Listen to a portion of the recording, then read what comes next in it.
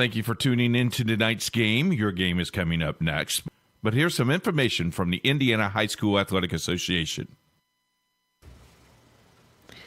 6 easy ways to become an MVP. And by MVP, we mean most valuable parent. Like all of us, the parents of high school athletes tend to protect their children from adversity, or they overly involve themselves by advocating for their success. But when they do, they're negating the value of participating in high school sports. Among other lessons, high school sports teach teenagers to take nothing for granted, how to overcome obstacles, and that an extraordinary commitment of time and effort is required in order to reach goals and experience achievement. High school sports also encourage independence and self-sufficiency, attributes that are needed to be successful in life. It's natural for parents to love their children, and it's important to support them in as many ways as possible. With this in mind, here are 6 easy ways that you can be the MVP of your child's high school team. Number 1, attend your children's games as often as possible. Nothing demonstrates interest and involvement more than being there. And be sure to invite Grandma and Grandpa to come along with you. Number 2, cheer for all the kids on the team, not just your own. Here's a test for you. Do you know all the players on your child's team?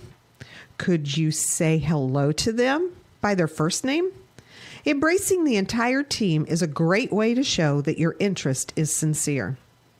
Number 3, be a resource for your child's team. Does a teammate need help with transportation? Is the team trying to raise money for new uniforms? Is someone needed to organize a pizza party before the tournament starts? Maybe you can help. Number 4, try not to criticize the coach or the officials in front of your child. Hey, you're human, and there may be times when you need to vent, but be careful when and to whom you do it. Criticizing the coaching staff undermines its credibility and tends to put your child in the middle. And games are seldom won or lost because of an official's call. Remember, coaches and officials are objective. Most parents are not. Empower your child to talk with the coach about concerns. Everybody wants more playing time, and understandably so. But encourage your children to have that conversation with their coaches instead of you doing it for them. Giving teenagers the confidence and conviction to speak up for themselves is one of the greatest benefits of participating in high school sports. Number 6, focus on the life lessons your children are learning, not on win-loss records or how many points they're scoring. According to the NC2A, only about 2% of all high school athletes win a sports scholarship, and the average value of it is less than $11,000. But every child will benefit from the lessons they've learned as a result of participating in high school sports for the rest of their lives. It's difficult being the parent of a high school athlete.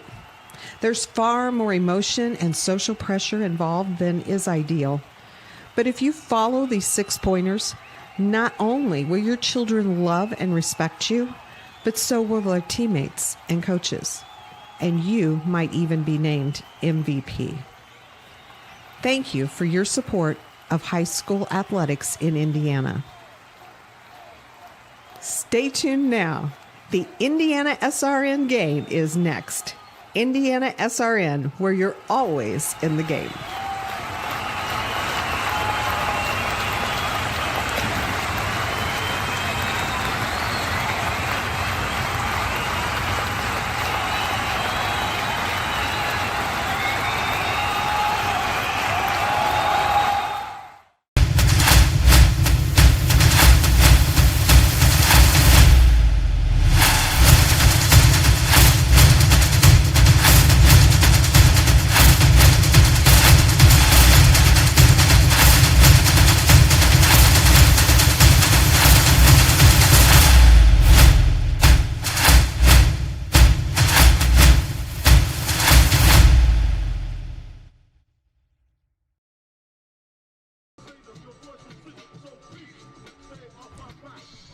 And a pleasant good evening, everyone, and welcome to another exciting edition of high school football on Indiana SRN. Jimmy Cook alongside Brett Young. So pleased you've chosen to spend some of your Friday night with us here on Indiana SRN. And boy, do we have a treat for you as 2A powers do battle tonight.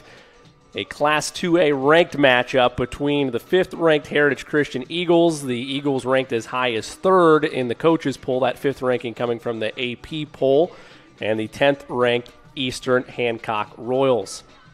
Hi again, everybody. Jimmy Cook alongside Brent Young. And once again, we do want to thank you for tuning into this broadcast, or if you're just flipping around the Indiana SRN family of networks, we thank you, as always, for your viewership. We mentioned the rankings coming into this one, Brent. Both these teams 2-1 on the season. For Eastern Hancock, this has been a matchup against Heritage that has challenged them over the years. The series started all the way back in 2018, so a relatively new series, but it's been all Heritage Christian in the 4 meetings they've had, 2 of which have happened in the postseason, 2 of which have happened here in the regular season, and it's been dominant throughout this, albeit young, series between the Eagles and the Royals. Yeah, it's going to be a matchup between 2 teams, as you mentioned, just really big powers in the class of 2A. You mentioned a top 10 team, a top 5 team, according to some polls. Whenever you hear those numbers and ahead of teams, whether it be in 1A, 2A, 3A, 4A, 5A, 6A, it's going to be a big-time showdown and a really big measuring stick this early in the season. Of course, Kyle Ray has a really good ball club in Heritage Christian. He loves the way that they played in the first 2 weeks. But this is going to be a different dog coming in, and Eastern Hancock, a really strong offense, really going to try and pull in a big win. Obviously, 2-1 on the season. They want to be able to kind of get it heading in the right direction as the season continues to wear on. But this is an early season matchup between two schools that really could make some big noise as the playoffs continue to get closer. We touched on this a little bit during their first outing of the season, that being Heritage Christian, that whenever you see a team that has the type of upperclassmen leadership that this Eagles squad does, as long as the fundamentals are in place with your coaching staff, as is with Coach Ray, you can make noise and make a deep run. This is a team that doesn't want to – they obviously want to capture a sectional title. They lost last year in the championship game to Cecina, but they have bigger expectations than that. This isn't just about a sectional crown. This is about maybe getting back to the top of the mountain and capturing a state title. Yeah, it really is. And he thinks he can do it with this team. Obviously when you have a quarterback at the quality that they have, and then a really great running back, and then, of course, your defense has really been able to follow suit as well. You kind of have all the pieces that start to click together. And this early in the season, you start out with a 2-0 record against 2 really good ball clubs. You're able to come out here, and if you take down Eastern Hancock, the way that they have kind of looked at this game is a chance to really take home a big win, but a chance to get better as a team as each week passes. But as you mentioned, it's not really just winning this game. It's about what can they do as they continue to progress throughout the season. They have really high sights set on this one. I think this is going to be a really good start for them to have a big 2A team like Eastern Hancock come in. If they can really get it going and pull out a big victory, I think they're going to have really, really high hopes for the rest of the way. We had an opportunity to chat a little bit with Coach Hancock and Coach Gallion of Eastern Hancock, and they both had mentioned that, Coach Armstrong and Coach Gallion, and they had both mentioned that the 2 wins that they got, while they were solid wins for their program, were against teams that were young and inexperienced, still kind of getting their feet wet. When they matched up with New Albany, really it was their inability to execute down the stretch to put it away late, really a play or 2 away. But if you're a play or 2 away against a team like New Albany, that's a solid bit of momentum for you to have going into this ranked matchup against Heritage Christian. Yeah, you're going to take any way that you can. Obviously, adversity is what comes when you have a game like that, one that you kind of struggle down the stretch. But against the New Albany team, as you mentioned, a bigger school, it's going to really give you a lot of pressure trying to win that football game. And you look at this game as well, it's going to kind of be the same with Heritage Christian. They're going to bring the house to you on defense, really try and get a lot of tackles in the backfield. And you kind of learn from that. You've learned that, okay, we don't need to get too far behind. Whenever we do get behind, don't really hang your heads. Try and come back and try and pull in enough for a victory. I think what Eastern Hancock has been able to do is, as you mentioned, they've gotten their legs underneath them against 2 teams that are a little younger, maybe not as talented as they are top to bottom, but they're able to get their legs underneath them. Right now is when they really need to start to run and put together some wins because, as you mentioned, already 1 loss early in the season. You can't let those continue to pile on. 1 turns into 2, maybe 3, maybe 4. So this is a big game to try and get above the sticks, as they said. with a 3-1 record. On the other side of things, when we talked to Coach Kyle Ray, he mentioned that this team, the way they can make another run and try to capture a state title is with their leadership, the talent they have on both sides of the ball, their competitive nature, and putting all of that together with a team-based unity message saying that the team is greater than oneself. On top of that, we mentioned the senior leadership here, but it also is started on the ground game with the likes of Colton Brown and through the air with Max Milton. Both those upperclassmen, Milton being the senior, Brown being the junior, are the backbone to how this offense likes to operate. Yeah, you talk about just the age that they have. Colton Brown, obviously a junior, but he played a lot last year, so he's somewhat kind of that junior that's a little bit like a senior. As Max Milton, a senior as well, and then you have, of course, Gehrig at the wide receiver position, Waltz as well, two seniors that are really just leading on the outside, and it's going to be really strong laden on that offensive side, and then try and get the defense going as well, as they're going to be faced with a really good offense of Eastern Hancock. So the offense is there with the age and with the ability to really get things going. So if they're able to really get it going on the offense, pile up the points, then that defense that is really aggressive is going to start to shine. Well, that's one of the things that I really wanted to touch on with you next, was that historically speaking, at least since 2018 when these two schools have met, Eastern Hancock has severely struggled to do anything on offense. They've averaged just 8 points per contest in this series. Heritage Christian, by comparison, has averaged 30. You look at the tail of the tape and the numbers you just mentioned going into this game for the whole season, so that's 3 games for each team. Heritage Christian averaging 34, so about where they're at in this series, but an insane increase in jump for the Royals by comparison to their scoring in this series alone. On the season this year, 45 points per game. It's something that they haven't been able to put together offensively for whatever reason when they take on the Eagles. Yeah, it's strange, but you mentioned you got to kind of take the stats at this point with a bit of a grain of salt, as they mentioned 2 of their 3 games are against schools that might have been a little bit overmatched. So you look at the passing numbers that they've been able to put up to this point, it's just astounding. Through 3 games, you're at about 306 yards per game passing just with their starter Swan. But you break it down, like you said, maybe this is the situation where they face that really high-level team in a Heritage Christian, and they've got to continue to try and figure out a way, okay, well, we made it work against these teams. We got to figure out a same way to do it against a high-quality team like the Eagles. And the main difference maker for the Royals this time around, and I'm sure this will be in your keys of the game, but it's got to be the battle between the trenches. Just looking off the numbers for the Royals, this is left tackle to right tackle, 6'3", 245, 6 foot 260, 5'10", 245, 6'5", 275, 6'3", 250. And then by comparison for the Eagles, what they're working with on the defensive side of the ball, 6 foot 185, 6'2", 195, 5'9", 160, 5'11", 270. I mean, there's a huge size advantage here for the Royals in between the trenches that might be the difference in this game. Yeah, and whenever you have that ability to really break it down in the trenches, that's where games are won and lost. We'll touch more on that after this. Stay with us. We'll have more of the Royals versus the Eagles on Indiana SRN.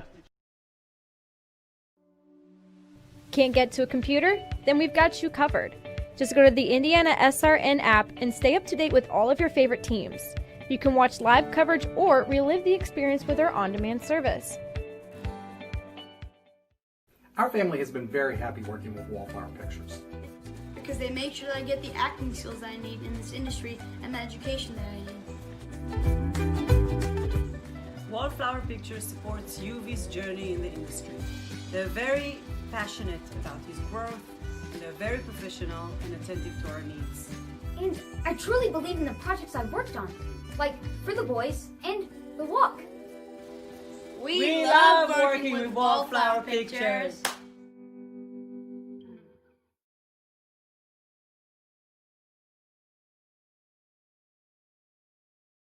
Never miss a second of the action. Go to youtube.com, search Indiana SRN, and click that red and white subscribe button. Of course, make sure your notifications are on as well, so you can get all of our live broadcasts and access to over 700 archive games. Indiana SRN, where you're always in the game.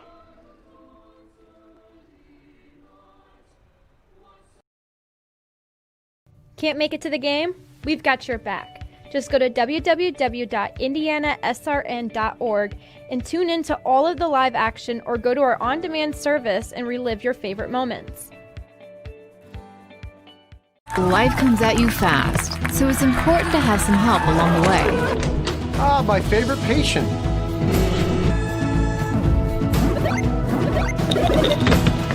Ah, My favorite patient.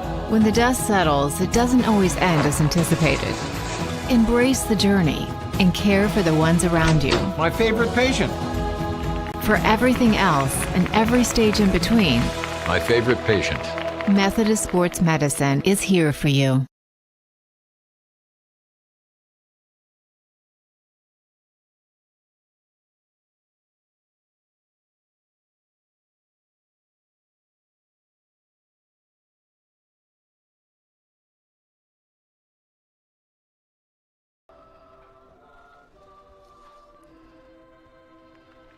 Welcome back. Eastern Hancock ranked 10th in Class 2A, taking on Heritage Christian ranked 5th in Class 2A. Jimmy Cook alongside Brent Young, so pleased you've chosen to spend part of your Friday night with us. We are coming to you live from the Indiana SRN studios on the northeast side. You're looking live at our shot of Heritage Christian High School, the host site for tonight's contest between the Eagles and the Royals. As pregame ceremony is still underway as both teams' captains get set to head to midfield for the coin toss to decide who's going to be touching the rock first in tonight's matchup. Let's take a brief look at the series notes between these two. We kind of touched on it already in our first segment of pregame. This has been a series that was started in 2018. Heritage Christian has won all 4 meetings in this series, and 2 of them have happened in the regular season, while 2 of them have happened in sectional play. An average margin of victory for Heritage in this one has been 22 points. The closest margin was last regular season. Eastern Hancock was defeated by Heritage 38-20. Heritage averages about 30 points per. Meanwhile, Eastern Hancock averages about 8. Most points in the series belongs to Heritage at 38. Fewest points belongs to Eastern Hancock. That was where they were shut out back on October 19th of last year. As they still go through pre-game routines, let's send it over for one of my favorite portions of our broadcast, a brief look inside the mind of Brent Young for tonight's keys to the game. Thank you very much. My mind is running. It's like a little gerbil on a wheel in there. But, kind of the keys to the game right now is really these two teams. I'm sure it's been hyped up all week throughout practice, is kind of the importance of winning this football game. They'll talk about this has playoff implications to it. This has, when the tournament comes, if you're able to get through sectionals and you're in regionals, you're going to be facing teams like this. So this is kind of one of those games that both coaches put a lot of pressure on. So I think just kind of being able to handle the first quarter, whoever wins that first quarter is going to be a really big thing in my eyes. And it might not be on the scoreboard. It might be, who's controlling the play, who's really picking up the good yardage. That's key number 1. Key number 2 is you already touched on it. It's really just getting the trenches down, because that's very important. So you mentioned the Royals from Eastern Hancock. They are loaded up front. They've got a lot of size, and of course they're all juniors and seniors. And you look on the other side, it's juniors and seniors as well. But it's really going to be tough to go up against that front line of Eastern Hancock. And then, of course, Heritage Christian, they love to run the football and throw the football. So it's that balanced attack going up against the defense of Eastern Hancock. Are they going to be able to be disciplined and really focus on what their goals are and focus on the game plan that they were given heading into the game? Because if they do waver a little bit from that, they could give up a big play through the air or on the ground. Those are Brent's keys to the game. As we just learned, as you, the viewer, did at home. Also, Heritage Christian won the toss. They've chosen to receive. The Eagles in their traditional home black unis with the white numerals and lettering and the black trim. Meanwhile, the Royals of Eastern Hancock in their traditional road whites, blue numerals and lettering, and the blue trim. Beautiful night for some high school football for the Royals and the Eagles. Just their 4th game of the season. Both teams vying for the chance to stay above 500. The loser, of course, would fall right at that 500 mark. And then, of course, these two teams are going to meet each other potentially again in postseason plays. They both reside in the same sectional. That's what's happened the last 2 seasons. So not only a great opportunity to measure the bar for where you're at with other teams in the class, but also measure where you're at amongst your own sectional. Yeah, and as we mentioned, that's why it's such high pressure on this game, and then of course you can kind of learn some things for later if this game is to come back. Squib kick fielded at the 30, taken down the sideline to about the 41-yard line before a shove out of bounds, and that's where we will have the game start for the Eagles. Heritage averaging 34 points per contest on the offensive end. Some dominant performances down that stretch. Yeah, Max Milton, you can't talk about this senior quarterback enough. He really completes it at a high clip, about 67% per game. He's been dominant through the air, 6 touchdowns to 1 interception, so he's choosy on his passes as well. And a 1-2 punch, of course, with Colton Brown in the backfield. Just a fantastic job running and throwing the football. It's going to be a fun game. He'll be in the gun with one man in the backfield. That's Brown. Sends a man in motion. That's Waltz. Takes the snap, gives it right to Brown. Brown at the 45, cuts outside, tries to cut back inside around a tackler. They throw him forward. He stays in bounds. Nice gain there by the junior to start things off for the Eagles. And that kind of is exactly what we were hearing from both coaches is the fact that, Kyle Ray on Heritage Christian, they like to get positive yardage on first down. No matter what, whether it be through the air or on the ground, they like to stay in front of the sticks. And it's going to be Eastern Hancock really trying to just stop first down. Win first down is going to be key. Yeah, and Eastern Hancock also mentioned how critical it was to not make unforced errors to give up negative yardage plays that can continue drives and extend them for the Eagles. Milton takes the snap, gives it again to Brown. He's well past the first down marker. Out past midfield to about the 44-yard line. And just immediately you're already into the territory of the Royals, and this is kind of the push that you expect coming from Heritage Christian. Back-to-back runs is going to set up that passing play that they like to find. You'll see it maybe not on this play, but on the next play, a little play action fake, get a big gainer. At least on paper, this front line of Heritage Christian severely undersized, but so far so good. The running lanes have been there for Brown.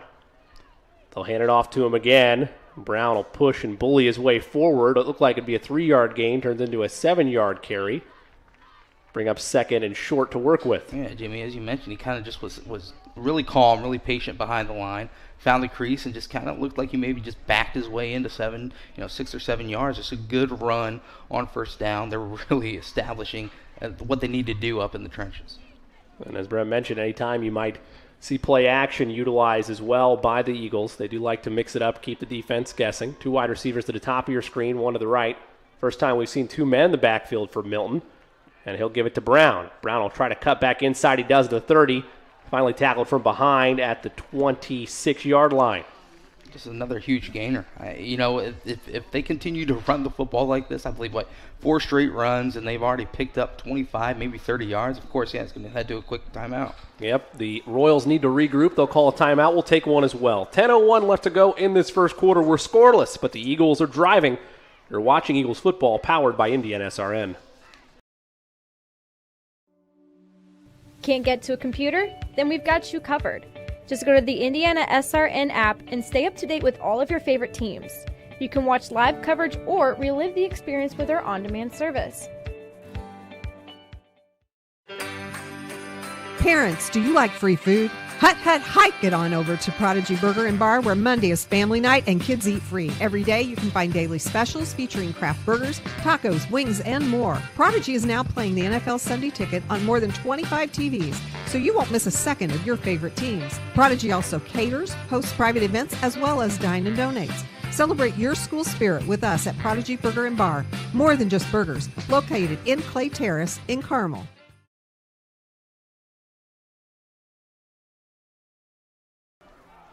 Don't forget to subscribe to our YouTube channel. Go to youtube.com, search Indiana SRN, and click that red and white subscribe button so you never miss a second of the action. Our live broadcast, get your notifications for those, and over 700 archived games. Indiana SRN, where you're always in the game. Looks like during our ad read, there was a touchdown run there by Heritage Christian, so that makes it 6-0, pending the point after try. Of course, they just have been able to move the ball down the field. Just a fantastic job on that opening drive. And, of course, taking the timeout, Eastern Hancock wanted to regain themselves. Instead, it's Heritage Christian with a big bang.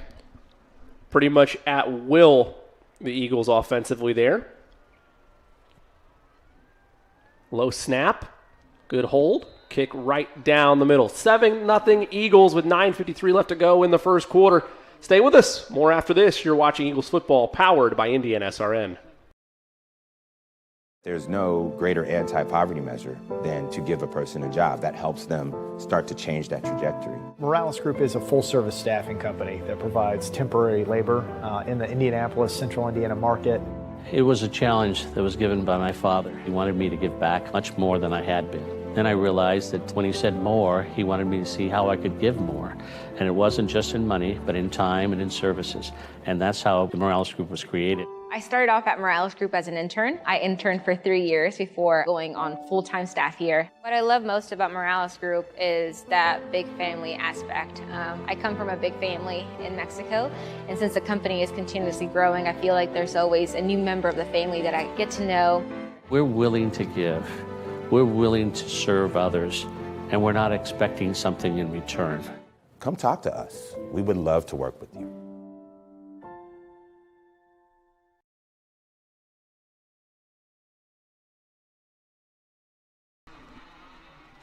Welcome back to Heritage Christian High School. Jimmy Cook alongside Brent Young coming to you live from the Indiana SRN studios on the northeast side of Indianapolis. 7-0 your score. 5th-ranked Eagles on top of the 10th-ranked Royals. That's a nice booming kick sent to about the 10-yard line. And that is where the Royals will take it out to about the 20-yard line.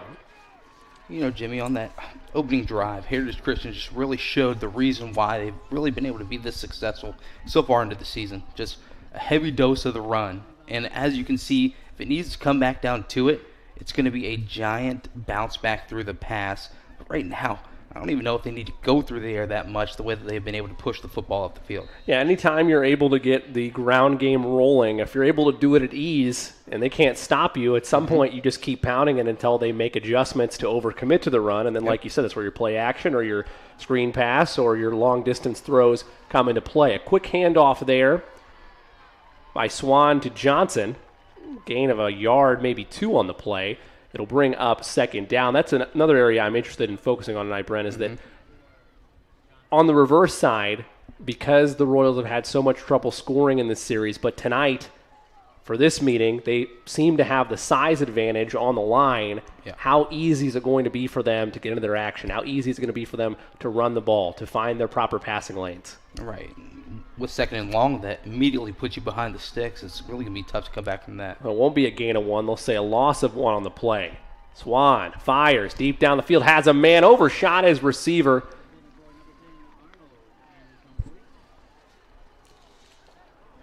It's Arnold on that. You know, see, even on that play, that might be the one situation that you really have a broken defensive situation for Heritage Christian, and you don't take advantage. Just wide open, running down the sideline.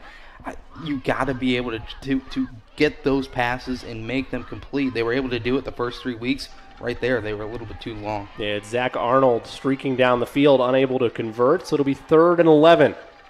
5 wide receiver set, blitz coming, fires over the middle. That is caught right at about the 35-yard line, brought all the way to the 41 before he's wrestled down. Landon O'Neill, one of their leading receivers out of the slot, 116 yards on the season for him, and a nice gainer there to move the sticks. I can't stress how important of a play that was. As you watch this, just a good job. A little double move as you saw trips on the right side. It kind of just drew the defender outside and wide open over the middle. If they don't pick up that first down, the way that the trenches were being owned by Heritage Christian could be scary early for Eastern Hancock. Yeah, another long drive by the Eagles would have been looming. Maybe another scoring drive the way they ran the ball with ease there. Royals have blitz coming. Swan fires downfield, incomplete. Intended for Cole Rainbolt. Hit Nate Thompson in the back, bring up 2nd down. So they decided to send 2 rushers there, and there's a flag down as well in the area of the offensive line of the Royals. You know, that was a weird play. It just seemed like maybe the offensive line wasn't ready, for the Royals, and just bursting through the line was Colin Thompson, the sophomore. Really right there, the second that Houston Swan had the football, kind of a combobbled, just weird play on that one, and that just really hurt you moving back 10 yards after you picked up that first down. Yeah, I don't know if it was a lack of communication of identifying where the blitz was coming from, if it was a blown assignment, but either way, like you said, just a sloppy play overall there. Credit Heritage for sending a little bit of pressure or winning their assignments in the trenches. Two wide receivers to the right, to the left. They'll hand it off this time to Johnson. Johnson carrying some tacklers to about the 35. We'll set up second and long. And there you saw a little bit of size advantage for Eastern Hancock the first time they were able to open up a hole on the right side. They picked up decent yardage, but obviously that holding play pushed them back. Look for a little bit more of those from Eastern Hancock, just trying to get some sort of flow going. Be about second and 16. Swan in the gun. Two wide receivers to the right, two to the left. Drops back, fires. Caught by Rainbolt. Makes a man miss. About the 48, maybe the 49-yard line. That's Cole Rainbolt. You know, the stats are just awesome when you watch how good the stats have been for this Eastern Hancock team. You just watch it, just a quick out, finding him open, just a little crease in that zone. And it's a strange thing to have such high stats. Now you go up against such a tough defense that you're going to face in Heritage Christian. Can that continue? You saw a couple good pickups, but now another huge opportunity here on third down. It'll be 3rd and 9 for the Royals. Bunch formation up at the top. Swan fires over the middle, caught near the marker. Let's see where they spot him. He's going to be about a yard or two short. They won't give him forward progress. They'll say that he came back for the ball. That was J.P. Fox. The initial spot looked well short, but this new mark appears to be just a yard short. Quick snap. They give it off directly there to Johnson, and he's going to get well past the chain. So they don't let anybody think about it. They don't let the Eagles defense reset. Just a quick little handoff to the line. Move those chains. That was a heck of a play.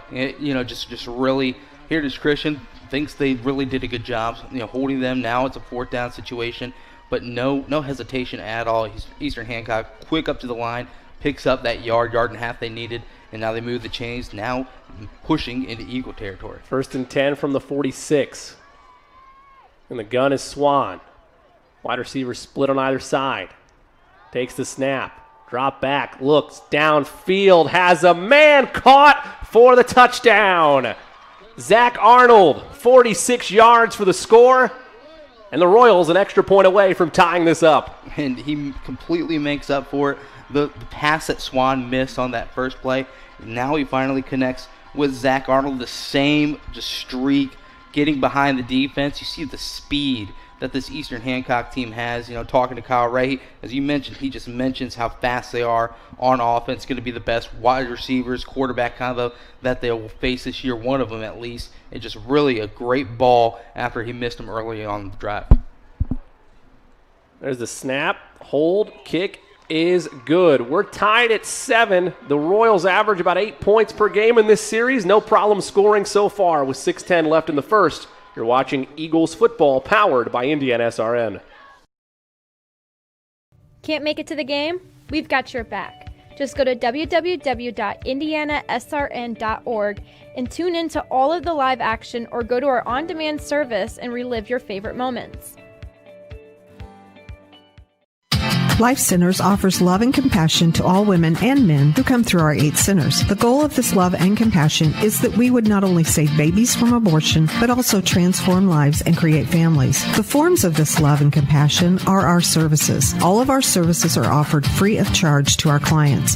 To learn more about Life Centers, contact us at lifecenters.com or call us at 317-280-2635. Life Centers. We choose compassion.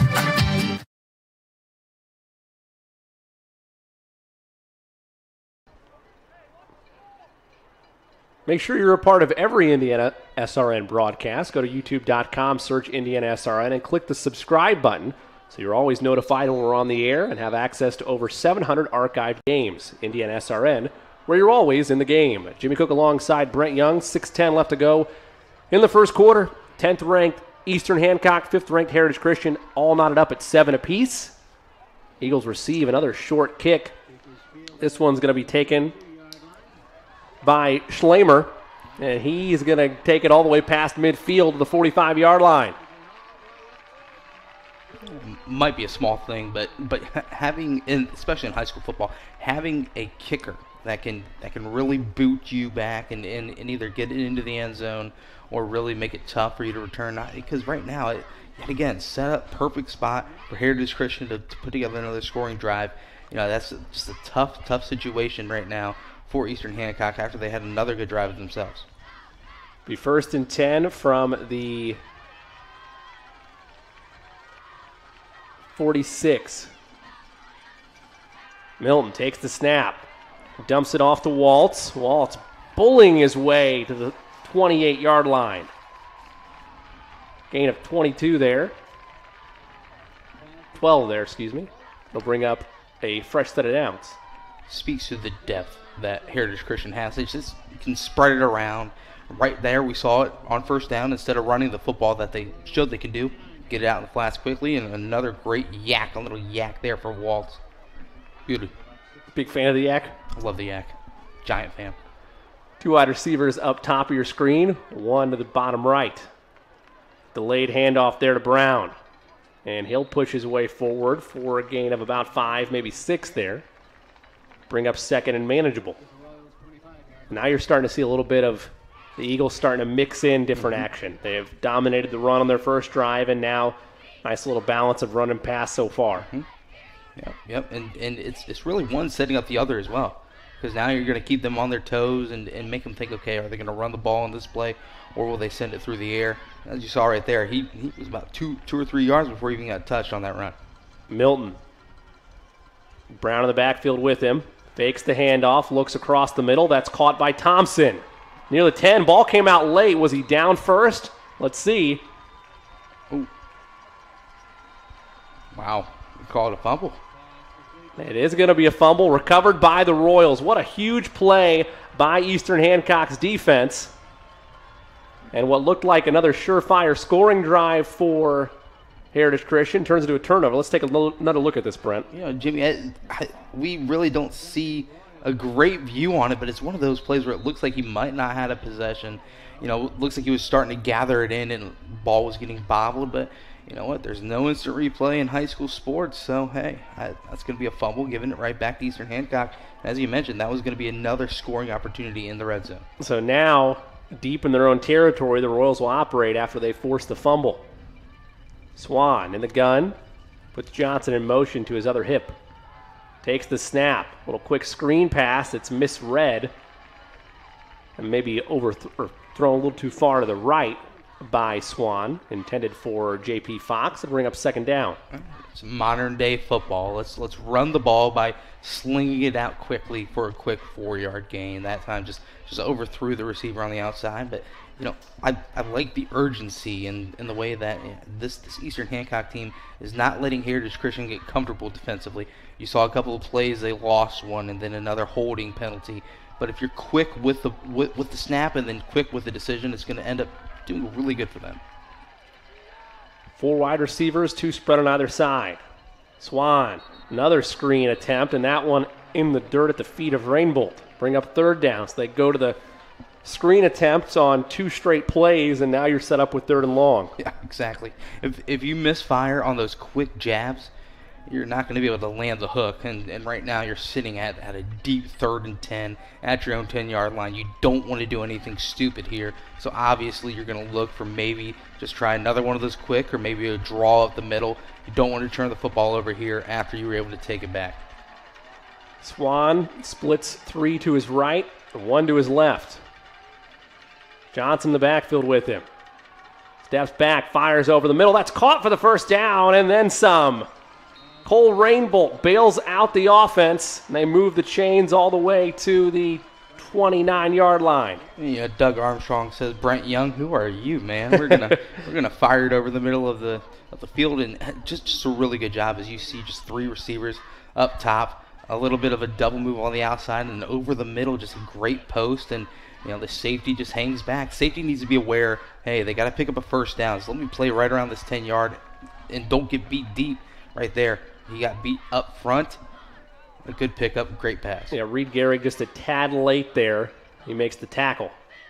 Snap to Swan. Hands it off to Johnson. Johnson spinning, turning past the 1st down marker. Gain of 12 for him. Up to the 42-yard line. Looked like he was falling down that entire run. As you can watch here, it just found that crease up the middle and then just started just spinning one way, went back the other way. Just, I'm going to get hit again, a little spin, back around. Just a great run. Right now, this is when they click. I think they feed off of big plays. They had that one pass over the middle. Now they answer with a 12-yard run. Back-to-back great. Eastern Hancock continuing to flex their muscles here on offense. Be 1st and 10 from about the 42. Low snap. Floating screen pass that's knocked away. Good defensive effort there by Sam Johnson, the senior, getting a paw up there. Bring up 2nd down. Sam Johnson isn't the tallest guy in the world, but he knows, hey, they're trying to get these quick passes out. Let me just get upfield, and if I see him getting ready to throw the football, then I'm going to put my hands up. They probably definitely worked on that in practice. They said, hey, guys, they're going to get quick passes out, so if you're not going to get into there for a sack, make your hands ready, make them available. Flung his up there, and as you said, big paw on it, knocked it down. Be 2nd and 10. Swan has Johnson on his hip. Late stages, 1st quarter. And that might be a false start. Everybody moved before the ball was snapped. Yeah, it's one of those false start on everyone except for the center. Exactly, there you go.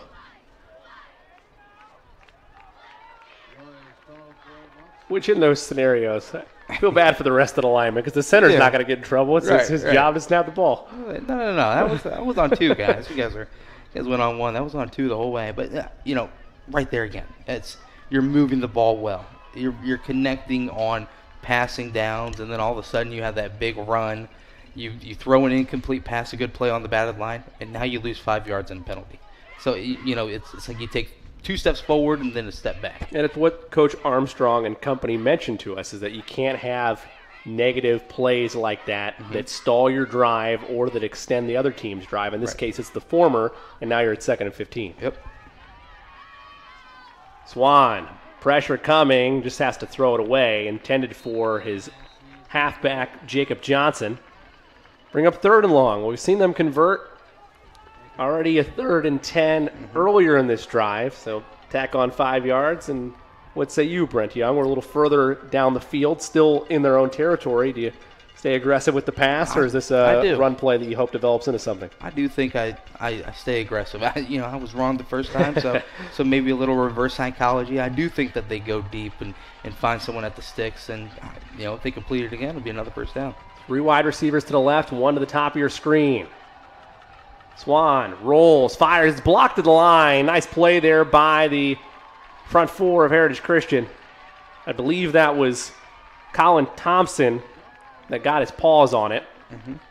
If it wasn't Thompson, then it was Harrison Waltz. Both were there. So now 4th and 15, and it seems like obvious punting territory to me, but the way they're looking at the sidelines, it seems like it's decision time. Yeah, it's kind of the situation you have on the kickoff team. If you don't really have that strong punter, that strong kicker, you could always pooch it too. Yes. He's lined up in a spot where it might be one of those. Let's see what Swan does here. Takes the snap, and indeed it'll be a pooch punt. Takes a friendly bounce. It'll be scooped up there by Gehrig. They'll just stop there at the 25-yard line, make it to 26. We'll stay here. 2:55 to go in the 1st quarter. All knotted up at 7 apiece. So far we've gotten a taste of both offenses, and both times on drive number 2, drives were stalled by either a turnover in the case of the Eagles or for the Royals shooting yourself in the foot with penalties. Yeah, and I really want to tip my cap to that defensive line play. You saw Sam Johnson knock one down at the line of scrimmage on 1st down. They get the penalty, and then a really good play by Jack Butler just holding up that screen pass, and then a great job on 3rd down. Just fantastic job in the trenches. Milton in the gun. He'll roll out, fires deep down the field. It's caught by Thompson at the 40-yard line. They move it into Royal territory, and just like that, the Eagles offense humming again. Wow, and just if he leads him a little bit higher, a little bit more air under that, he's walking into the end zone. Which is a fantastic rollout. Great job by that offensive line, and then just completing the pass. Just a great job on 1st down. yet again, keeping the Royals guessing. Are they going to run the football? Are they going to throw the football right there? Just a great play on first. I agree with you. Maybe a little more air there, but it also looked like Thompson just tricked himself up. Mm-hmm. They give the handoff to Brown. He's met initially, and what looked like, again, a yard gain, he turns into a 4 or 5 yard gain instead, just pushing that initial defender out of the way on the line. Yeah, Colton Brown just is one of those guys that no matter what, you're going to see him gain some sort of yardage. He's very rarely will take a loss of yards.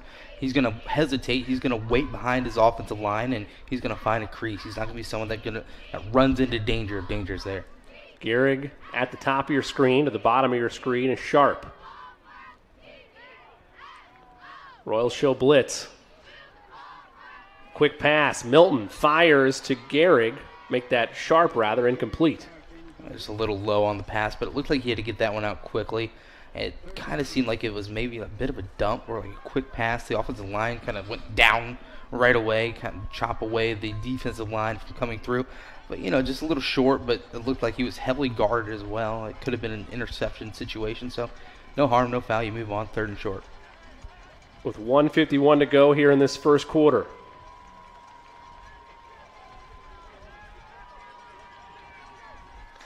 Milton takes the snap, fires, complete to Brown. He's got space to the 20, to the 10, one man to beat. He does. Touchdown, Eagles.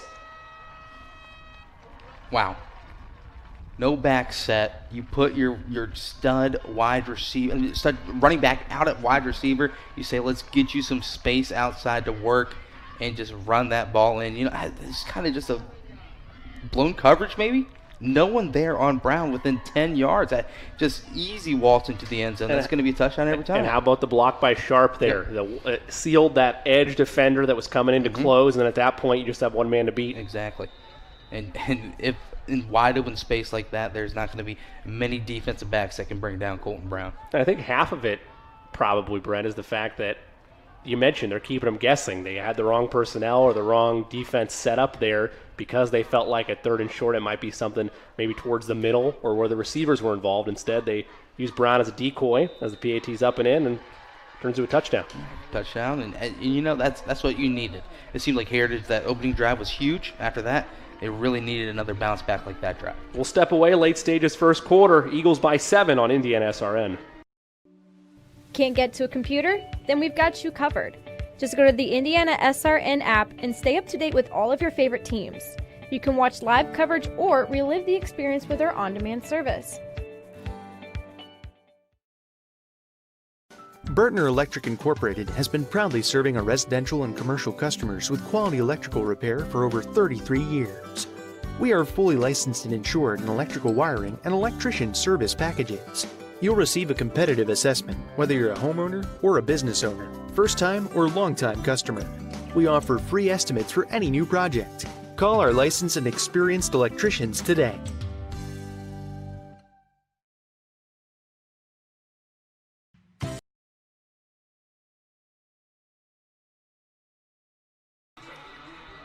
Welcome back to Heritage Christian High School.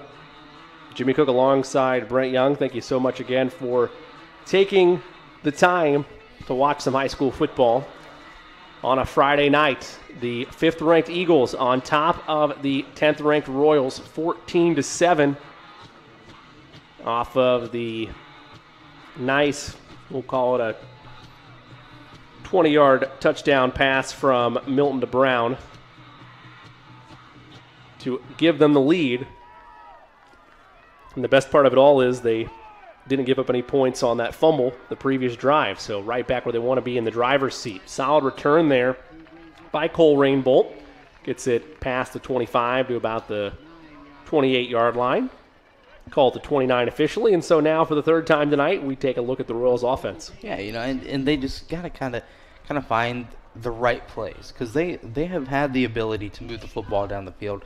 They've shown it on a couple plays, but the sad thing is they've only maybe had 4 total positive plays. Everything else has been, some yardage moved back by penalties or somewhat of a tough loss on 1st or 2nd down. And this is the formation that we saw the touchdown drive scored. I believe it might have been flipped, but it was a 5-wide receiver set just like this.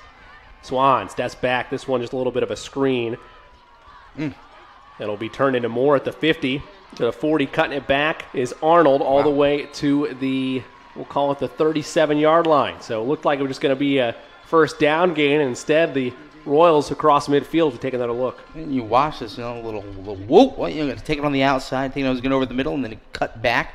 Another broken tackle and 2 more broken tackles. A little bit of running into each other. That is just a little shifty, great move. And you saw the speed getting over the top by Arnold as well.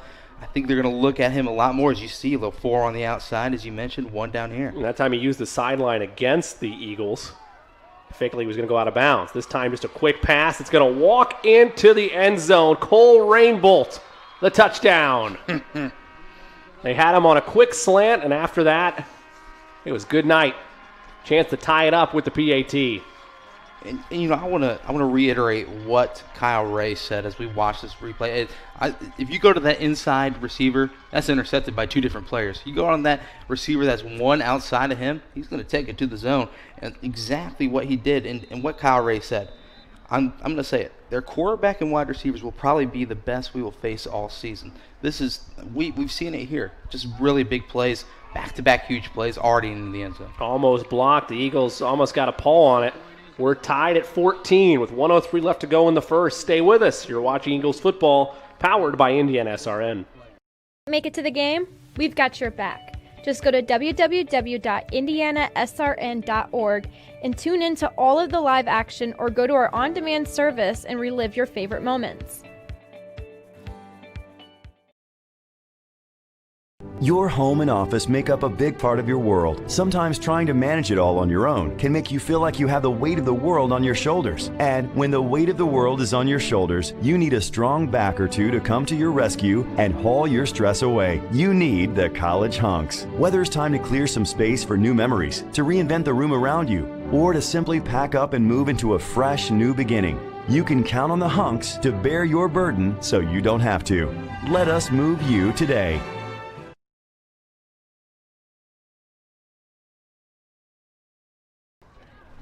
Never miss a second of the action. Go to youtube.com, search Indiana SRN, and click the subscribe button. You'll have access to our live broadcast and over 700 archived games. Indiana SRN, where you're always in the game.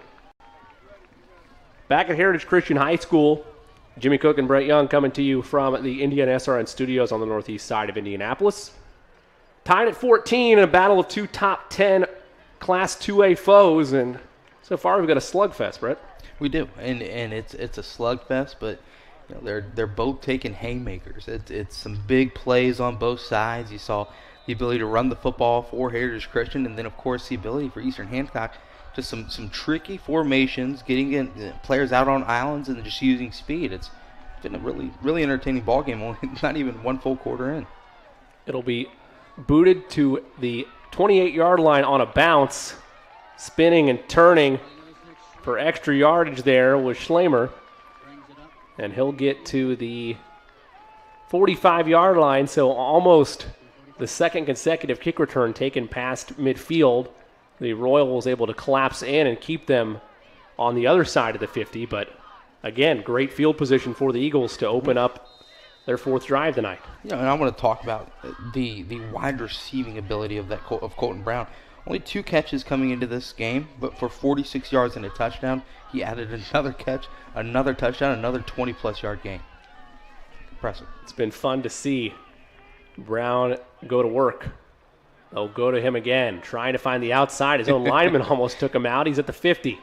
Cuts back into the 45, and it takes 5 defenders to finally push him out of bounds. Colton Brown not giving up on that play and had to shove a lineman out of the way to get it done. Yeah, not only did he stiff-arm his offensive lineman, he got down the field to the 2nd, 3rd level and stiff-armed a wide receiver as well. That is just strength and speed, pushing Nate Thompson out of the way, picking up 4 more yards. You just are seeing a really good running back, Colton Brown. It'll be 2 wide receivers at the top of your screen. One at the bottom is Sharp. Milton has Brown in the backfield with him. He fakes to Brown, goes to the screen. That's going to be caught by Schlamer. He'll snake through a defender at the 30, go underneath another one to the 25. Move the chains on first down to first down. And the Eagles answering back so far on this drive. You mentioned the blocking ability of the wide receivers earlier. Now watch the blocking ability on the far outside of Keegan Broderick, just kind of mirroring the cornerback. He didn't really put too many hands on him, but he just got in front of him and allowed Schlamer to kind of decide where he wants to go, and then found a tiny little crease and snuck through and picked up great yardage. Final 20 seconds of this first quarter. Snap is to Brown. Breaks one tackle at the 20, trying to get outside, receives a block to the 10. He gets out of bounds with just under 11 seconds left. And that time it was the senior Max Milton ready to set a block for his junior running back. You know, I always laugh at those when it's the quarterback out in front to block. He's not gonna go all out for a block. Sure. He's gonna be there. He's gonna be there. He's gonna say, all right, you know, I'm not gonna get hurt for you, but hey, follow me. I'll try and find a little extra yardage for you. Likely be the final play of the quarter. It will indeed be. So it'll be ball at about the 15-yard line when we walk it down to the other end. All tied at 14, the Eagles and the Royals. Second quarter upcoming next. You're watching Eagles football, powered by Indiana SRN.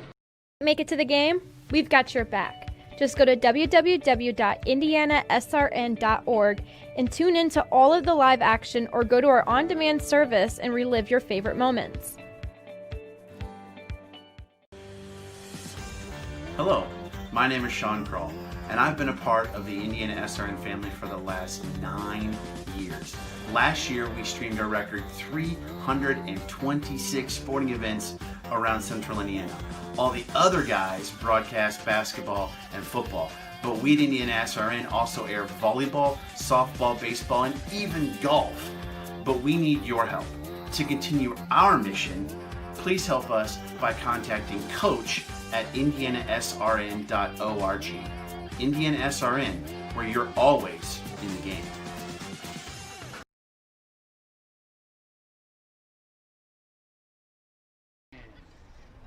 Welcome back to Heritage Christian High School. Jimmy Cook alongside Brent Young, coming to you from the Northeast Side studios of Indiana SRN. We'll walk it down to the 15, where the Eagles will have it. 1st and 10.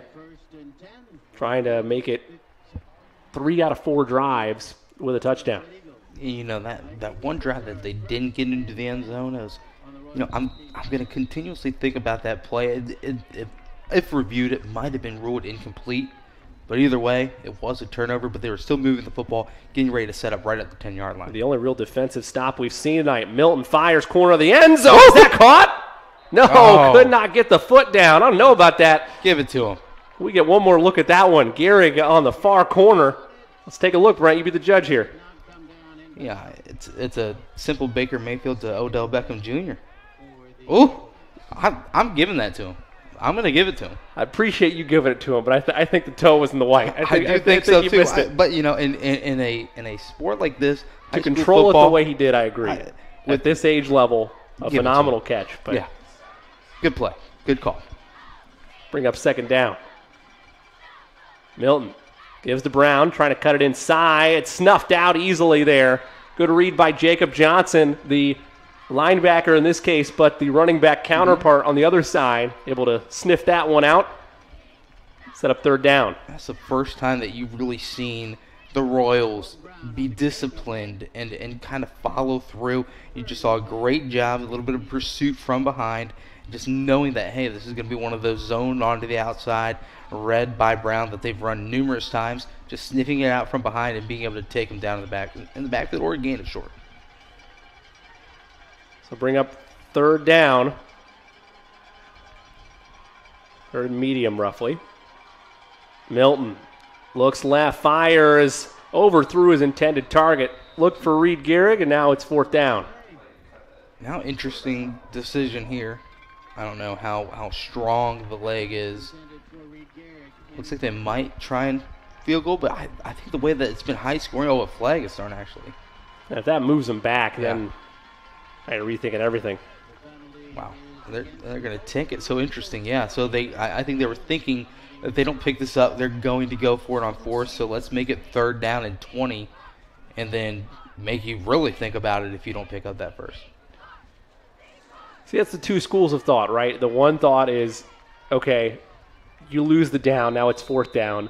The other one is let's replay third, which is what they did here, add 10 back onto it and roll the dice there. But I feel like so often as a defense, like you said, you get comfortable, you forget where the marker is, especially at this level, and then all of a sudden that smart penalty acceptance turns into, here we are for 1st and goal. Exactly. Milton takes the snap, fakes to Brown, fires, corner of the end zone. Is that caught by Sharp? It is. Oh, man. So they take the penalty, and it did not matter. It's Milton to Sharp for 6. And, Sharp is the only wide receiver who has caught a ball this season who has not found the end zone. And right here, he exacts that by hauling in. Just a great pass. Put it up high enough, and just good job by Sharp. Right there was the defensive back as well, but Sharp just went in and attacked the football as it was coming to him. Just a great job, great pitch, great catch. Called a 29-yard touchdown reception for the senior. Eagles an extra point away from putting them back up by 7. And Jimmy, you mentioned, like we were talking about, do you decline that penalty, makes it 4th and 10, but you're from the 15 to kick a field goal instead of going for it again with another 3rd down chance? It's an unknown answer. 7-point game. Eagles back on top. Early stages, 2nd quarter, I should say, on Indiana SRN. Can't get to a computer? Then we've got you covered. Just go to the Indiana SRN app and stay up to date with all of your favorite teams. You can watch live coverage or relive the experience with our on-demand service. Our family has been very happy working with Wallflower Pictures, because they make sure that I get the acting skills that I need in this industry and the education that I need. Wallflower Pictures supports UV's journey in the industry. They're very passionate about his growth, and they're very professional and attentive to our needs. And I truly believe in the projects I've worked on, like For the Boys and The Walk. We love working with Wallflower Pictures.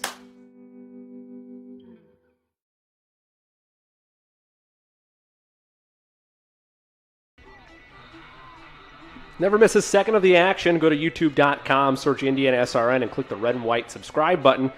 Get all the access to our live broadcasts as well as over 700 archived games. Indiana SRN, where you're always in the game. 21-14, a 7-point lead for the Eagles of Heritage Christian. They'll try to pin the Royals deep. That'll be fielded at the 6-yard line, and they won't get it back near the 20. It'll instead be stopped. Will Rain Bolt at the 15-yard line, and that will be the worst field position of the night for either team. So Royals get set to try to answer that last Eagles scoring drive. Their last drive out was 1-2 touchdown. So, if they do a similar thing, pick up a big chunk, another big chunk, and then find it. But as I mentioned, that 1st down play is always going to be so important, just making sure that you make something positive happen and don't take a loss. They'll split wide receivers 3 to the top of your screen, and it'll be a keeper on the option there. Swan is swallowed up. Give dual credits there to Caleb Palaconda and I believe it was Ryan Miller there.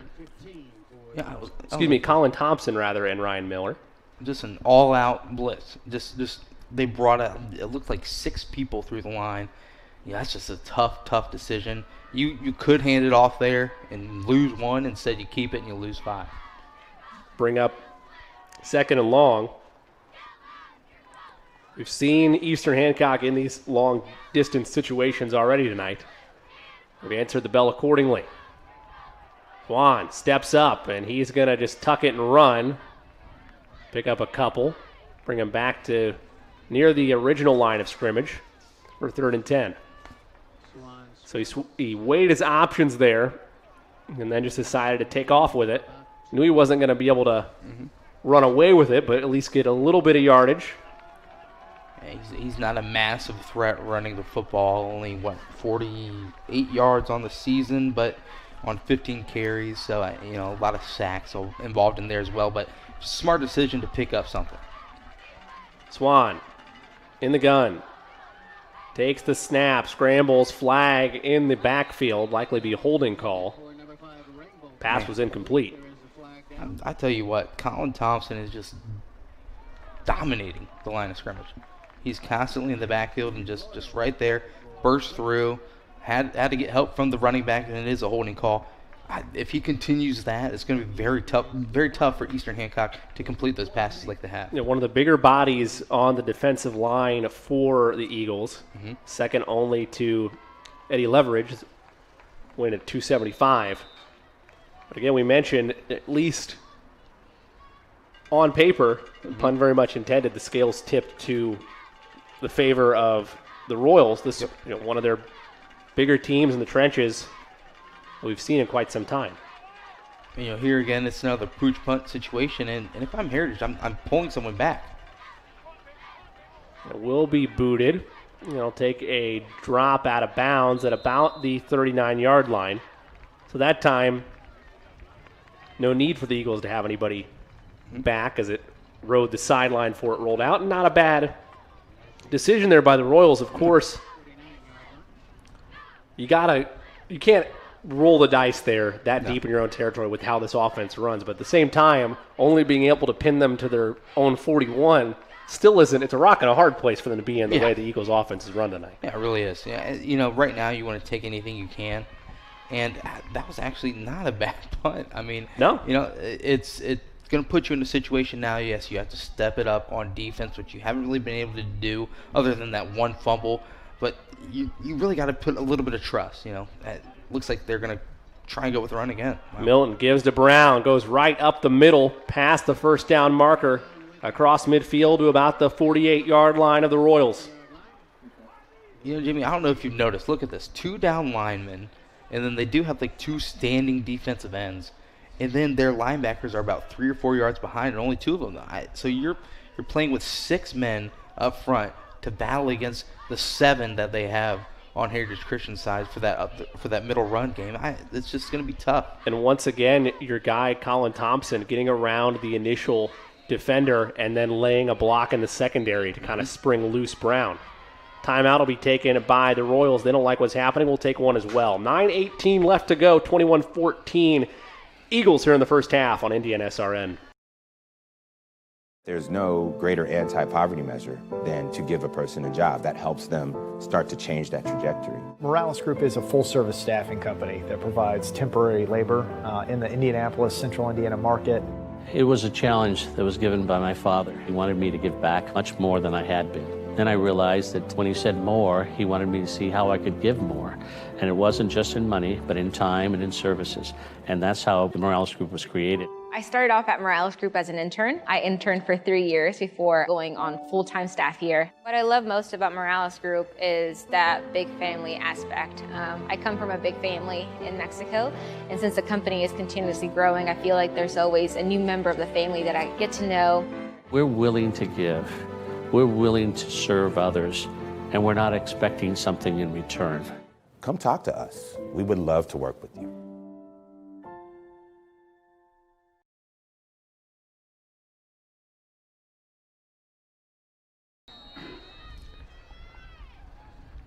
Back at Heritage Christian High School, 7-point advantage for the Eagles out of the timeout called by Eastern Hancock. It'll be 1st and 10. Just past midfield at about the 48-yard line. Milton in the gun. Gives to Brown. Brown cuts outside at the 40. Past the first down marker to about the 37. Continuing to have his way against this Royals defense. Yeah, and he's going to pick up those giant yards every single time. Got to maybe start to think about bringing up the defensive backs a little bit, maybe a little bit more or strength there in the middle of that second level.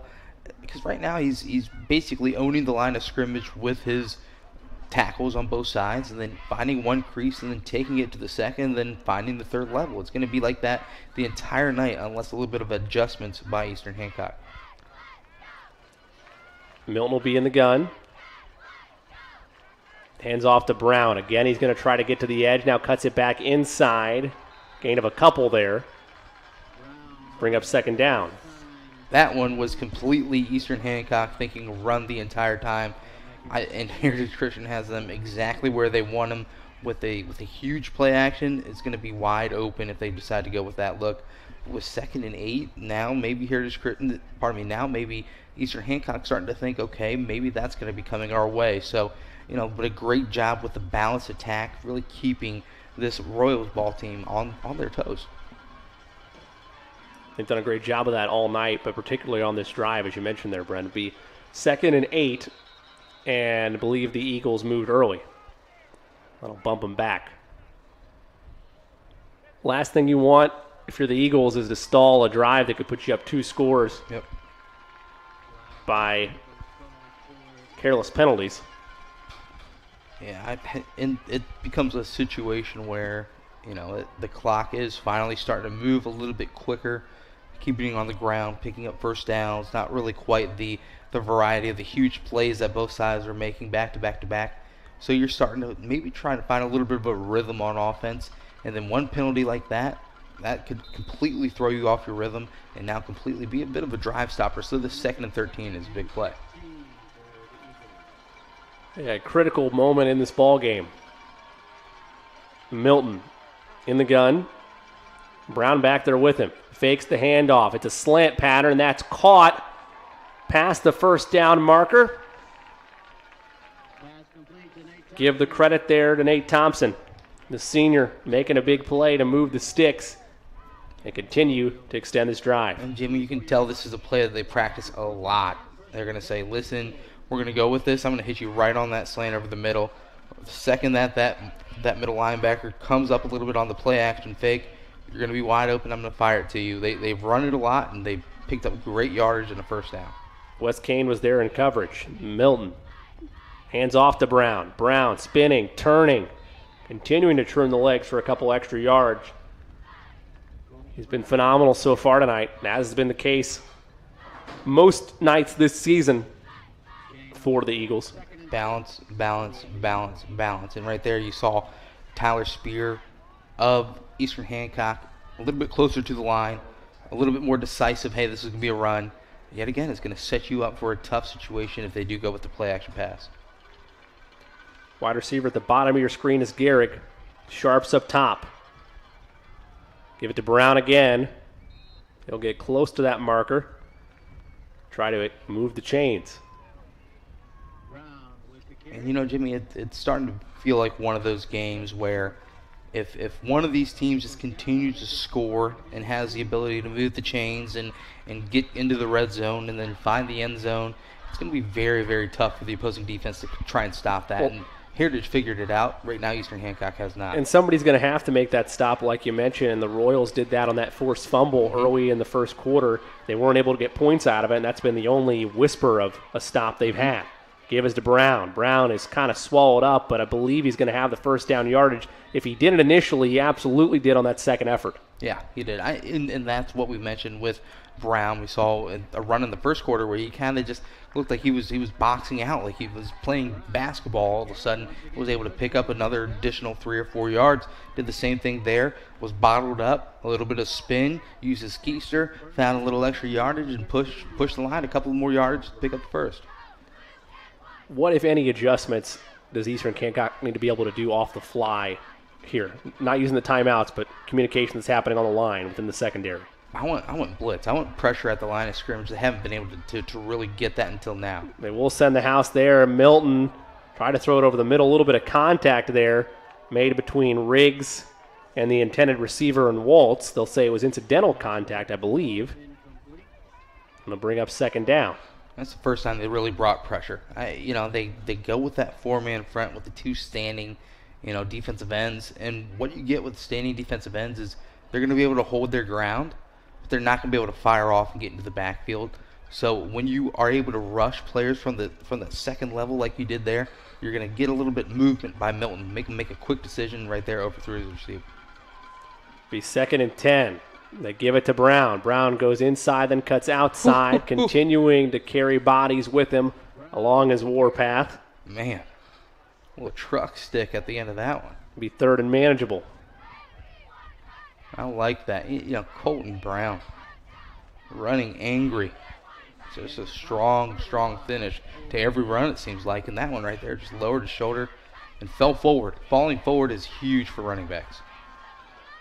Gives you a chance to squeak out and earn those extra yards. It'll be 3rd and 5. Ball at about the 6-yard line. Looking that way.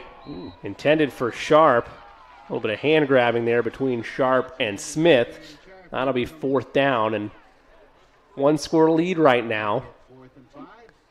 What do you think, Brent? You think they roll the dice here? Or? I would. Because, you've been showing that your defense has had a little bit of ability to slow down the attack of Eastern Hancock. It looks like they might actually be bringing out the field goal unit. But, I think this is going to be a game where both sides continue to score touchdowns. I think a field goal doesn't do you much here. So go for it. You got to go for it. You got to get the points. Coach Ray agrees with you. It'll be 4th and 5 here with under 5 minutes to go in the first half. And a timeout's going to be taken. Play clock was winding down. Whether or not they were just trying to draw off sides or whether or not they took too much time, we'll stay here. 4:56 left to go in this first half. And you get a chance to briefly look at the Royals defense and now have to burn the timeout, but a chance to rethink things. My thought is, Brent, that even with the timeout, the play is still going to be your methodology there, which is take advantage of where you're at. Roll the dice, go for it on 4th and 5. Worst case scenario, you're putting the Royals in a horrible spot field position-wise, which is a spot that you've been able to control them for most of the night. Yeah, and I definitely think that last play even, they had the wide receiver open. It was an outside shoulder pass. It just was not able to find it a little bit closer. Would have been caught for a touchdown. But, as you mentioned, they set up the play. Now you take a timeout and you just say, listen, here's the first option. If that option isn't open, this option is option number 2. You're just able to actually focus on what that play was instead of rushing to the line of scrimmage and making that snap real quick. You take the timeout, gather yourself, but what that also does is that lets Eastern Hancock maybe devise a little bit of pressure themselves. We saw that one time that they brought a blitz, they were able to fluster Milton a little bit, made him get it out quickly, and now that might be the same type of situation that they go with here. Have her zoom out a little bit.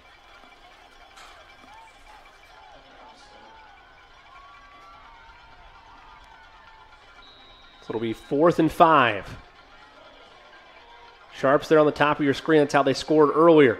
They'll give it to Brown. Trust the legs. He lunges forward. I don't think he got it. No.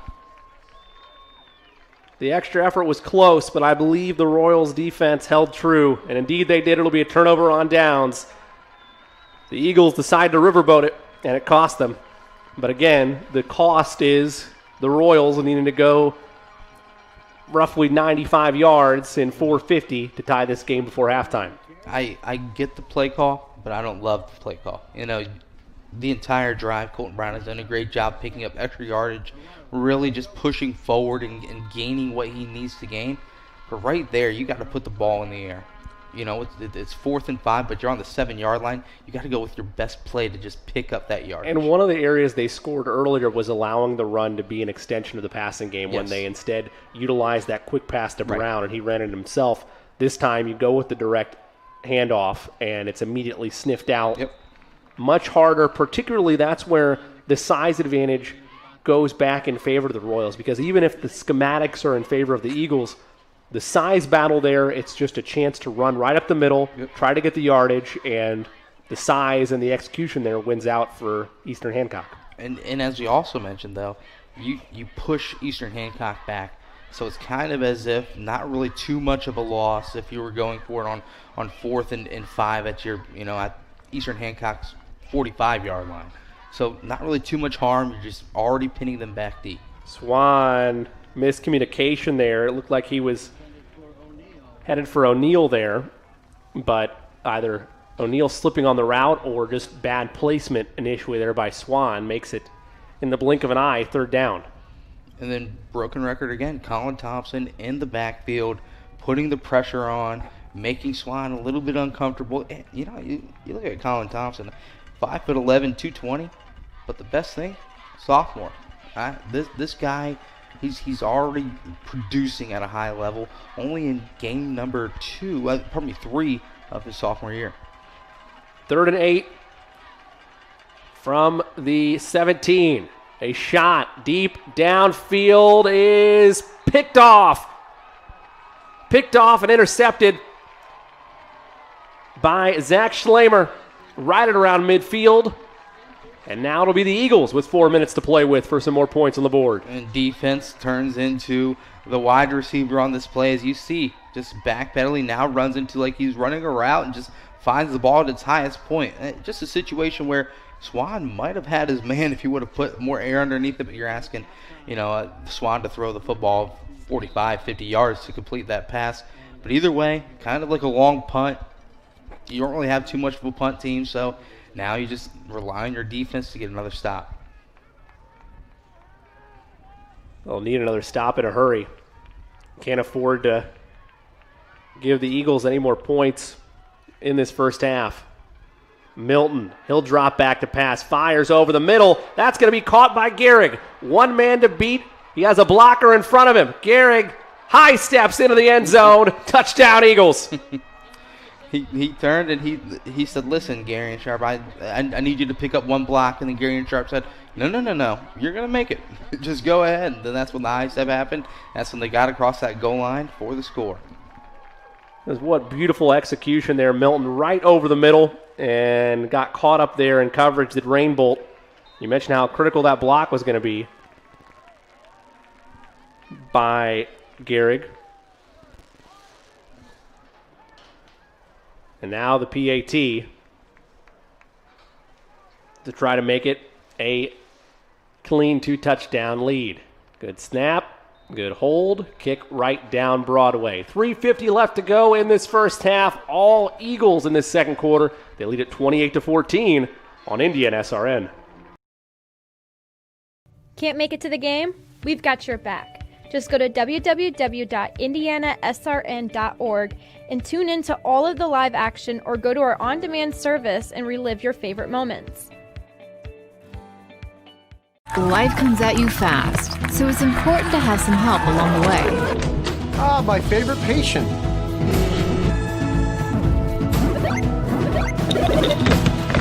Ah, my favorite patient.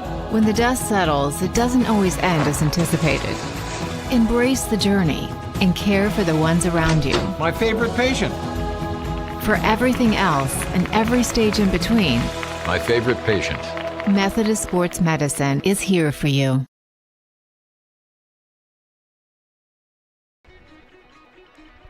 Don't miss any Indiana SRN broadcast. Subscribe to our YouTube page. Go to youtube.com, search Indiana SRN, and click the subscribe button to always get our live feeds, as well as over 700 archived games. Indiana SRN, where you're always in the game.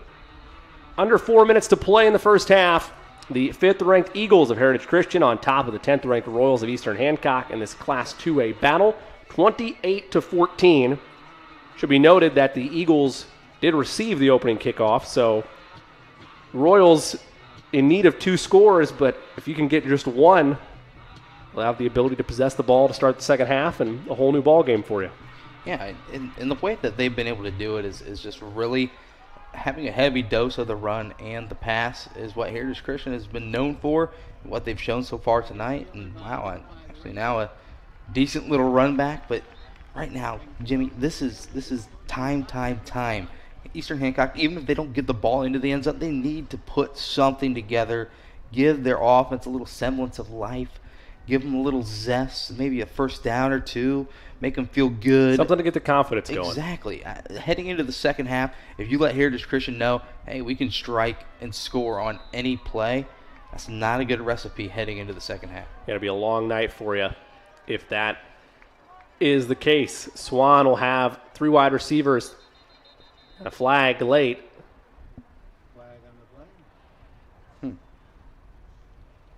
Got to think it's illegal motion or false start the way it was thrown, unless it was just a sideline warning or inadvertent. Yeah. All right, so we'll press the reset button. Love our stripes.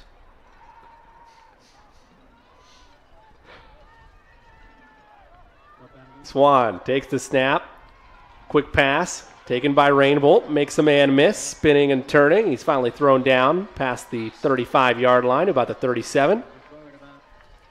Similar play to what, he was able to turn a previous Crow up for a huge gain and a touchdown.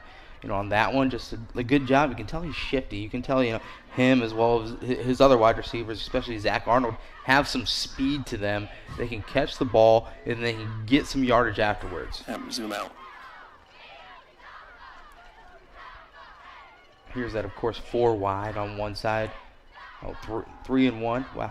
Swan might tuck it and run. Instead, he fires a little floater. That's going to be caught and taken by Landon O'Neill.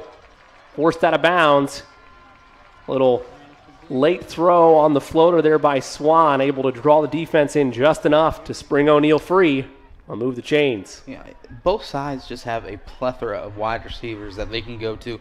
Just multiple weapons that are able to find creases, pick up yardage needed. And right there, you talk about, of course, a good start by Rainbolt and a good start by Arnold. And now Landon O'Neill, one of the leading receivers, gets into the action as well. In the gun is Swan. 4 wide receivers bunched to his right. 1 man alone at the top of your screen. Swan takes the snap, and he's just going to tuck it and run, fall forward for a gain of about 6. Clock keeps moving. 3 minutes left to go. First half. Again, Royals will receive the ball to start the second half. So critical juncture for them to try to get some points and double dip, if you will. With the kickoff in the second half. One of the situations, looking for Arnold up top. A good job late by Heritage Christian, shifting the safety over and saying, we're not going to let you go over top again with Arnold.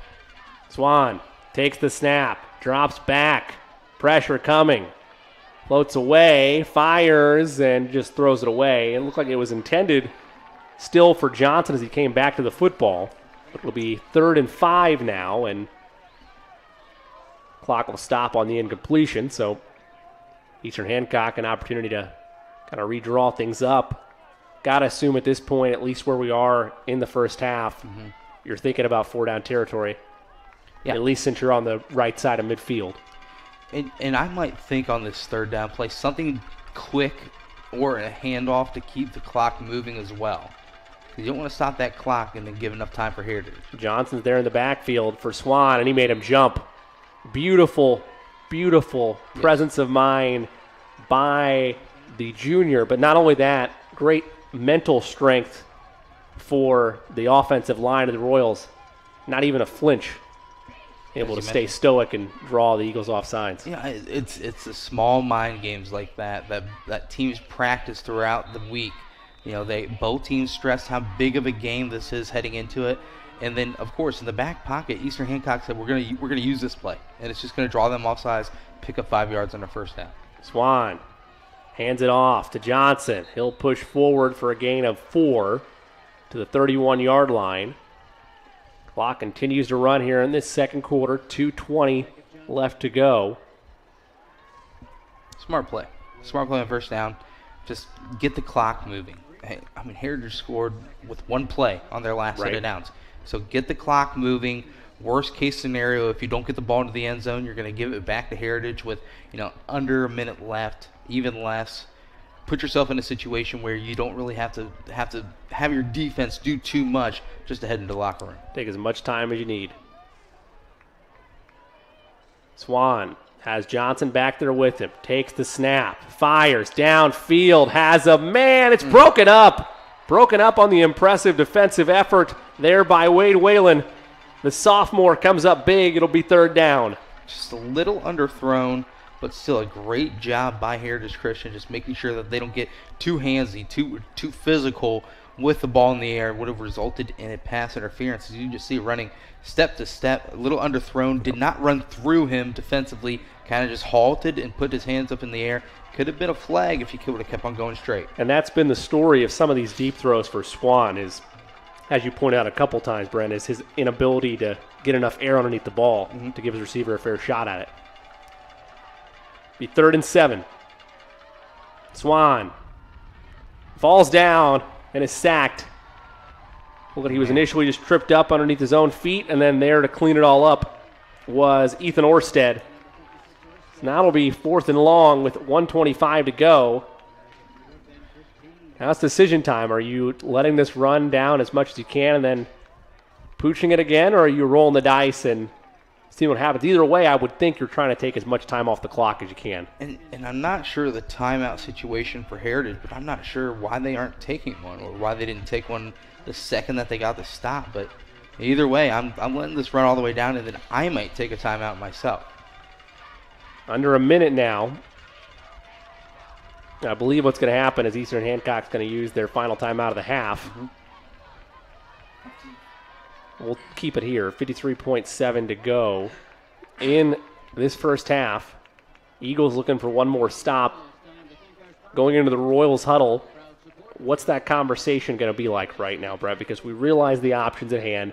You can roll the dice here and try to pick up the 15. You could delay it and maybe have a little pooch punt again and realize that the Eagles are probably content with just taking a knee and headed to the halftime break. Yeah.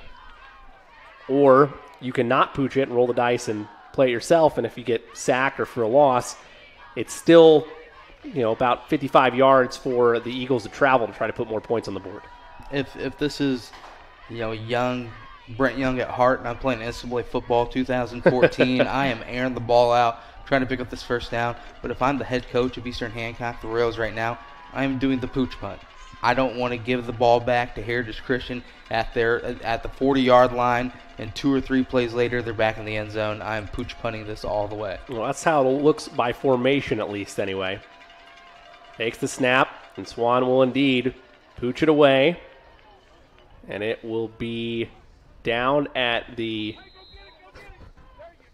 It'll be down at about the 18-yard line. That's where the Eagles will set up shop. Yeah, so, a good pooch punt. And I want to tip my cap to Houston Swan. I think Houston Swan has a little punter in him. That was not a bad punt. It's tough, obviously. He doesn't have the strength to really get it through the end zone.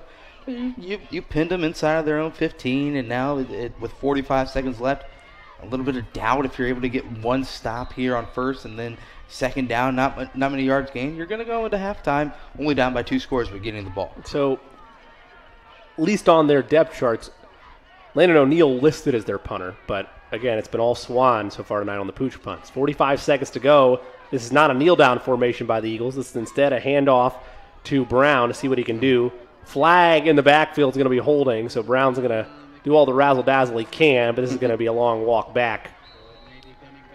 And sadly, in my dreams, I'm that star running back that makes plays like that. Sure. But you got to wonder what it feels like when you're coaching Brown and you pick up a big 35-yard gain like you did, only to stand up and look back and see that little piece of yellow sitting there on the turf and have to waltz all the way back. It's got to be some sort of feeling like, dang, that kind of stinks.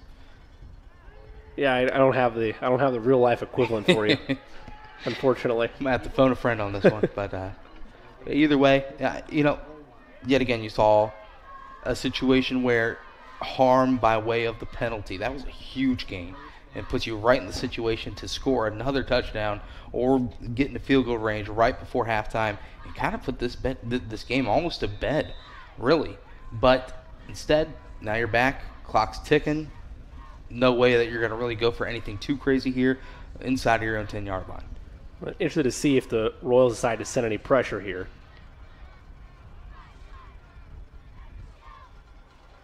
Be a little quick screen to Brown. See what he can do with his legs. Brown has a block. Gets out of bounds at about the 35-yard line. And again, if you're the Royals, that's still flirting with danger there because Brown had blockers in front of him, and we know what he can do when he has green grass in front of him. See, and now you go back to that flag. That you push 10 more yards forward. Now you're sitting at about the 42-yard line, and you're about 2 quick hitters away from really being in position to score again. Sure. That flag. Instead, now you're back a little bit further than you want. This will probably be the final play of the first half. Likely another handoff to Brown or a dump off to Brown from Milton. 11 seconds to go. Eagles up by 2 scores with the ball. Milton fires over the middle. It'll be incomplete. And a late hit's going to go against the Royals. Chase Riggs unnecessarily lowered the shoulder there. If you're the Royals, or excuse me, if you're the Eagles rather, you wish this would have happened a little earlier in the clock, but where you're at right now, sure, it's going to be enough to move the yardage significantly, but about 15 yards. Not enough to really cost them points-wise. You might tell, hey, I'm going to see how strong of an arm Max Milton has here. You've got some height on that outside. You know, you're talking 6'3" Garion Sharp. You've got another 6'3" Reed Garrick. I'm just, it's obviously not enough, but I'm going to push it forward. Try and make something happen, or at least go down the field with something. With 8 seconds left, you could maybe try a quick pass, get out of bounds. Yeah, I think the biggest thing is going to be a quick pass to Brown and let him make the decision. If there's enough time to get out of bounds, get out of bounds. Otherwise, well, maybe not. They'll throw instead a quick slant that's incomplete with 4.3 to go. Looking for Reed Garrick there was Milton. So 4.3 left, and now you're in pretty much one-play territory. And that would have been enough yardage for the first down. Would have stopped the clock, get your offense up there real quick. Clock it, and then see what kind of gun we got back there. Fire one deep, tall receivers. Oh, man. Instead, I'd be surprised if we see anything but something to Brown to close the half. Yep.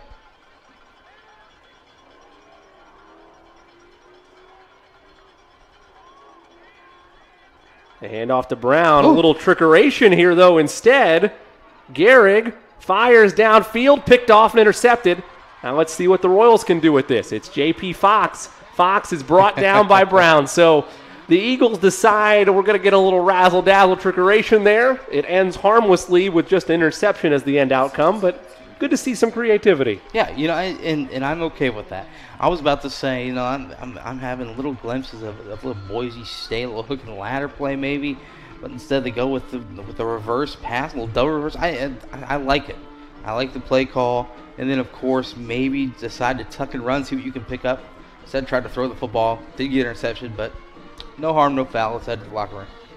We're going to step away for halftime. When we come back, we'll have the start of the third quarter. It's the Eagles of Heritage Christian ranked 5th in Class 2A, 28. The Royals of Eastern Hancock ranked 10th in Class 2A, 14. Eagles by 14 at the break. Don't go anywhere. You're watching Eagles football, powered by Indiana SRN.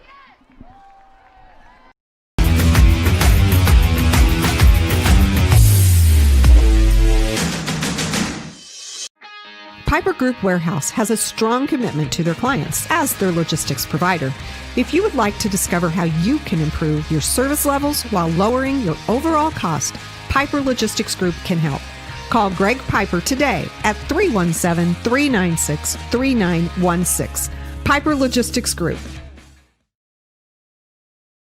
Your home and office make up a big part of your world. Sometimes trying to manage it all on your own can make you feel like you have the weight of the world on your shoulders. And when the weight of the world is on your shoulders, you need a strong back or two to come to your rescue and haul your stress away. You need the College Hunks. Whether it's time to clear some space for new memories, to reinvent the room around you, or to simply pack up and move into a fresh new beginning, you can count on the Hunks to bear your burden so you don't have to. Let us move you today. I think the best thing that our ministry offers is that when the women come in and they are pregnant and they've reached our scan dates, which are 6 weeks, 4 days to 14 weeks, we're able to image them with ultrasound. Seeing the image on the screen and hearing a heartbeat clarifies that it is truly life and not just a clump of cells. You know, you can see babies sucking their thumbs, you can see them running their hands over their head. It shows them what God is doing on the inside that they don't feel or don't even think is real, but they see a real image of a real baby on the screen. It just breaks my heart when a woman, no matter what her circumstances are, that she decides to end that intrauterine pregnancy, that she decides that she's better to go on her own without that baby. Life comes at you fast, so it's important to have some help along the way. Ah, my favorite patient.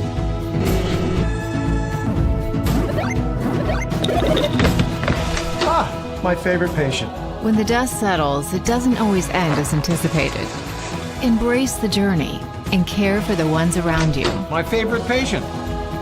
For everything else and every stage in between, My favorite patient. Methodist Sports Medicine is here for you.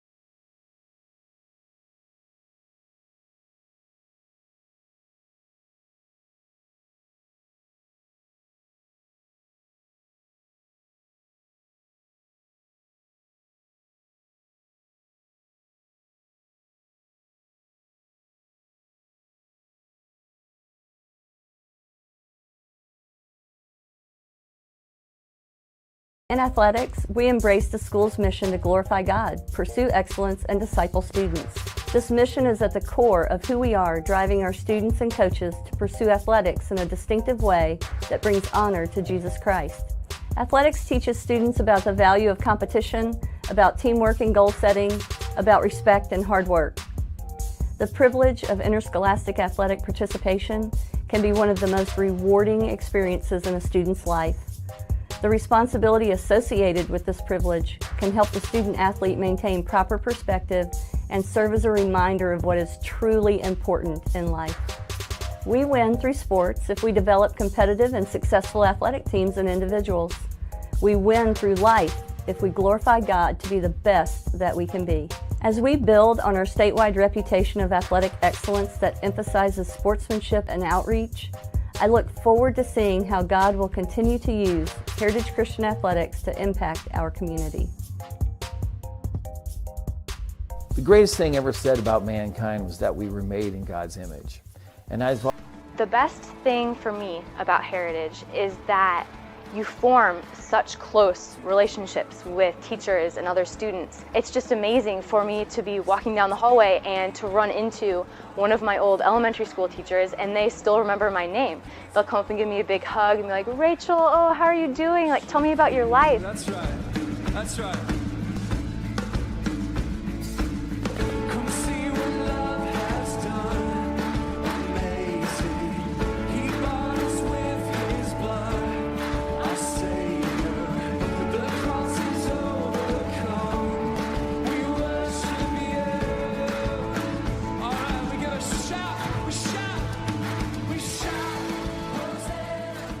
We are integrating a biblical worldview into everything that we do here. Every class that we have, every relationship that's here on campus, every athletic activity, team, club, fine arts, that's part of the value proposition of discipleship here at Heritage. And how our faculty and staff speak into and pour into our student lives is so important. And you see that in so many ways. You see it obviously in the classroom, but you also see it with teachers who lead clubs, who are talking and tutoring with students after school, who really care about what's going on in our students' lives, and they're there to make a difference. I am Heritage. Heritage Christian. I am Heritage. I am Heritage. Every hurt and every sting, he has walked the suffering, he knows.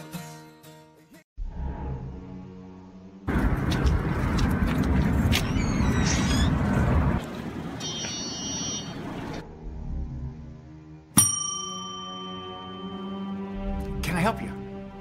Yeah, I'd like to order a hamburger, fries, salt, maybe a large vanilla shake. Yeah. This is a trophy shop, can't you tell? You got a counter right here. Isn't this where you place the orders? We sell trophies, we sell plaques, we do embroidery. No food. You got carry out? Unlike the internet, everything that you need we have here at the shop. Very unique. You order today, carry out tonight. That's our version of carry out. All right, I'll take one of everything. Well, that may take a little longer. We'll have it for you tomorrow night. You know, Jim, I'll be back tomorrow to pick it all up. We'll wait for you. Don't wait long. Parents, do you like free food? Hike it on over to Prodigy Burger and Bar, where Monday is family night and kids eat free. Every day you can find daily specials featuring craft burgers, tacos, wings, and more. Prodigy is now playing the NFL Sunday Ticket on more than 25 TVs, so you won't miss a second of your favorite teams. Prodigy also caters, hosts private events, as well as dine and donates. Celebrate your school spirit with us at Prodigy Burger and Bar. More than just burgers, located in Clay Terrace in Carmel.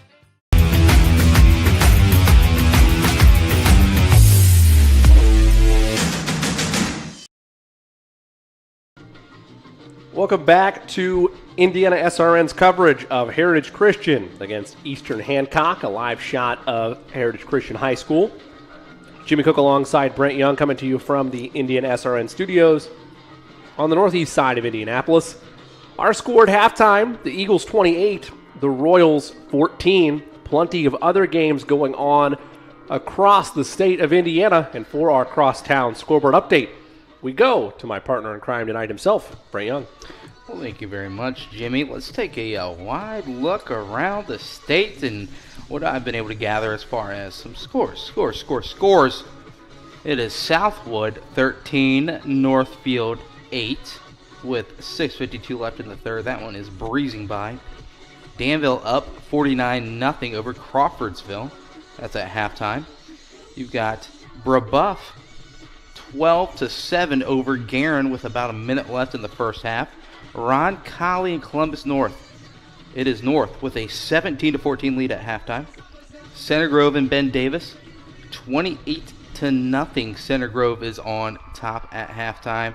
And then, of course, Mount Vernon 14, New Pal 7 at the start of the second quarter when they had that one. So some games as well. And then, of course, want to say this: the Cathedral Fighting Irish, the pinnacle, as we like to call it, they are up big against their rival Chittard, 25-7, and they are outgaining them, as I am being told, 315 yards to about 15. Who is we, by the way? I just have sorry. Whew, big broadcaster no there. My alma mater, the pinnacle, the Cathedral Fighting Irish, they are up big against the rival, the Chittard Trojans. Always good to see them rolling right along. Great team there. Lock it in. From Cathedral this season. We'll step away. When we come back, we'll have Brent's thoughts on that first half, keys to the second half of success for both teams, and ultimately kickoff of half number 2. Eagles lead by 14 over the Royals on Indiana SRN. Make it to the game? We've got your back. Just go to www.indianasrn.org and tune in to all of the live action, or go to our on-demand service and relive your favorite moments. Hello, my name is Sean Kroll, and I've been a part of the Indiana SRN family for the last 9 years. Last year, we streamed a record 326 sporting events around Central Indiana. All the other guys broadcast basketball and football, but we at Indiana SRN also air volleyball, softball, baseball, and even golf. But we need your help. To continue our mission, please help us by contacting Coach at indianasrn.org. Indiana SRN, where you're always in the game.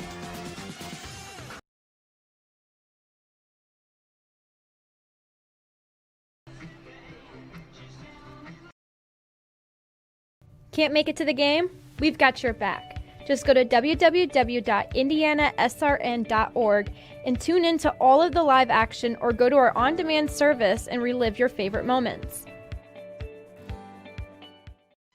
Life Centers offers love and compassion to all women and men who come through our 8 centers. The goal of this love and compassion is that we would not only save babies from abortion, but also transform lives and create families. The forms of this love and compassion are our services. All of our services are offered free of charge to our clients.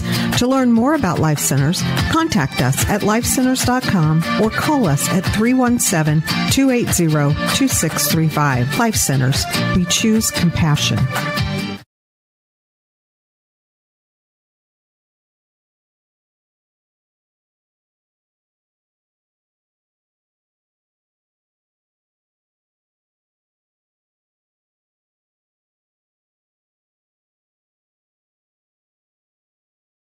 .700 archive games, Indiana SRN, where you're always in the game. 28-14 your score. Jimmy Cook alongside Brett Young. So pleased that you've taken some of your evening with us here on Indiana SRN. And of course, while I think I speak for Brent when I say that we'd like for you to keep us as your primary viewing experience tonight on those secondary devices, be sure that you're getting all of the action from our Indiana SRN family of networks. Plenty of good games across the network this evening, and then a couple more tomorrow as well.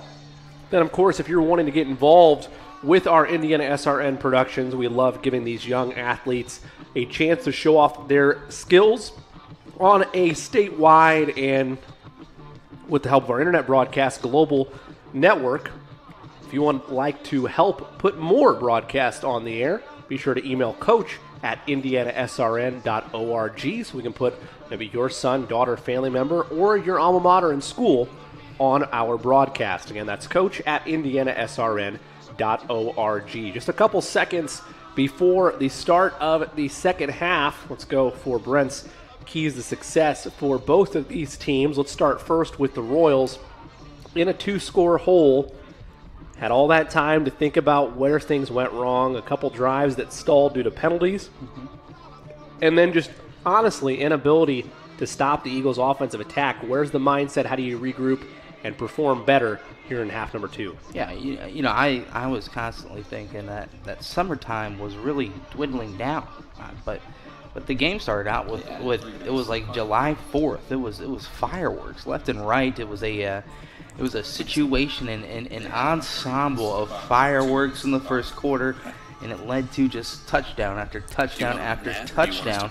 And then what happened was Heritage Christian was able to step it up on defense. They got some stops when they needed to, and then they simply scored the football. And while Eastern Hancock kind of got stuck in the mud a little bit. So I think what Eastern Hancock needs to do is they need to forget about that second quarter. They need to remind themselves what they did in the first with the big playability and with the chances that they really took down the field, and just kind of just win it back. Just get the momentum back on their side, and then get one stop on defense. Just one. Just give me one stop on defense. Yes, they had that one fumble, but that was at the 10-yard line. That was hardly a stop.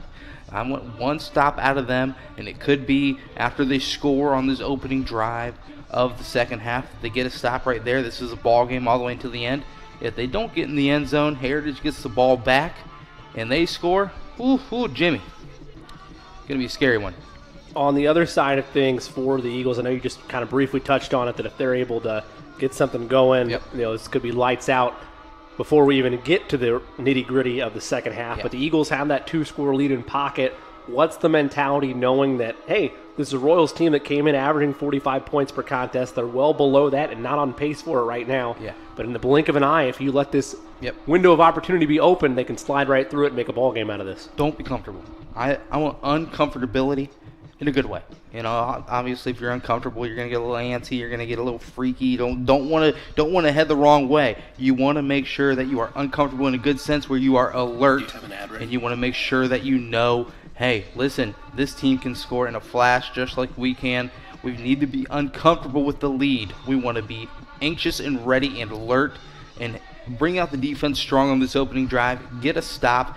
Get the ball back, and then let that bounce attack of the run and the pass set you up and bolster a larger lead, and then hold on to that one at home. Right now, you're feeling comfortable, you're feeling strong, but you want to come out with an alertness and a readiness that you're ready to stop it. In terms of drives that stalled for Eastern Hancock early on, we talked about the penalties that they suffered as well. But where do you feel like they struggled the most offensively in that first half? The main struggle that I saw, and it's what the coaching staff of Eastern Hancock told us, was that Heritage Christian, the keys to beating them is staying in front of the chains on offense. I repeat, staying in front of the chains on offense. Every drive that they stalled on or that they got stopped on, they got behind the chains on first or second down by way of a penalty, as you mentioned, or by way of a little bit, maybe it'd be a loss of 2 or a loss of 3 or a sack. You got to stay in front of the chains. I'm talking absolutely no lost yardage for the entire second half. That's a high hill to climb up, but I tell you what, you're down by 14 against a high-powered offense. You need that kind of discipline, and you need that kind of success. No loss of yardage on first or second down here in this second half. So it'll be the Eagles set to boot it deep. They've had no trouble pinning the Royals on the wrong side of their field deep in their own territory. Saw a lot of that in that first half. Caleb King boots it away. Second half underway at Heritage Christian. That'll be taken at the 10-yard line. Little stutter step action, and flag is going to bring that back. It'll be stopped at the 20-yard line, but there's a flag back there. There was about 3 or 4 flags thrown in that general direction. That means it's a hold or a block in the back. So, it's obviously just not a good look there with the penalties. Yep, and Camden Wolf, the injured Eagle on the play, we will step away as well. 11:52 to go. Early stages, first half on Indiana SRN. Can't get to a computer? Then we've got you covered. Just go to the Indiana SRN app and stay up to date with all of your favorite teams. You can watch live coverage or relive the experience with our on-demand service. Parents, do you like free food? Hut, get on over to Prodigy Burger and Bar, where Monday is family night and kids eat free. Every day you can find daily specials featuring craft burgers, tacos, wings, and more. Prodigy is now playing the NFL Sunday Ticket on more than 25 TVs, so you won't miss a second of your favorite teams. Prodigy also caters, hosts private events, as well as dine and donates. Celebrate your school spirit with us at Prodigy Burger and Bar. More than just burgers, located in Clay Terrace in Carmel.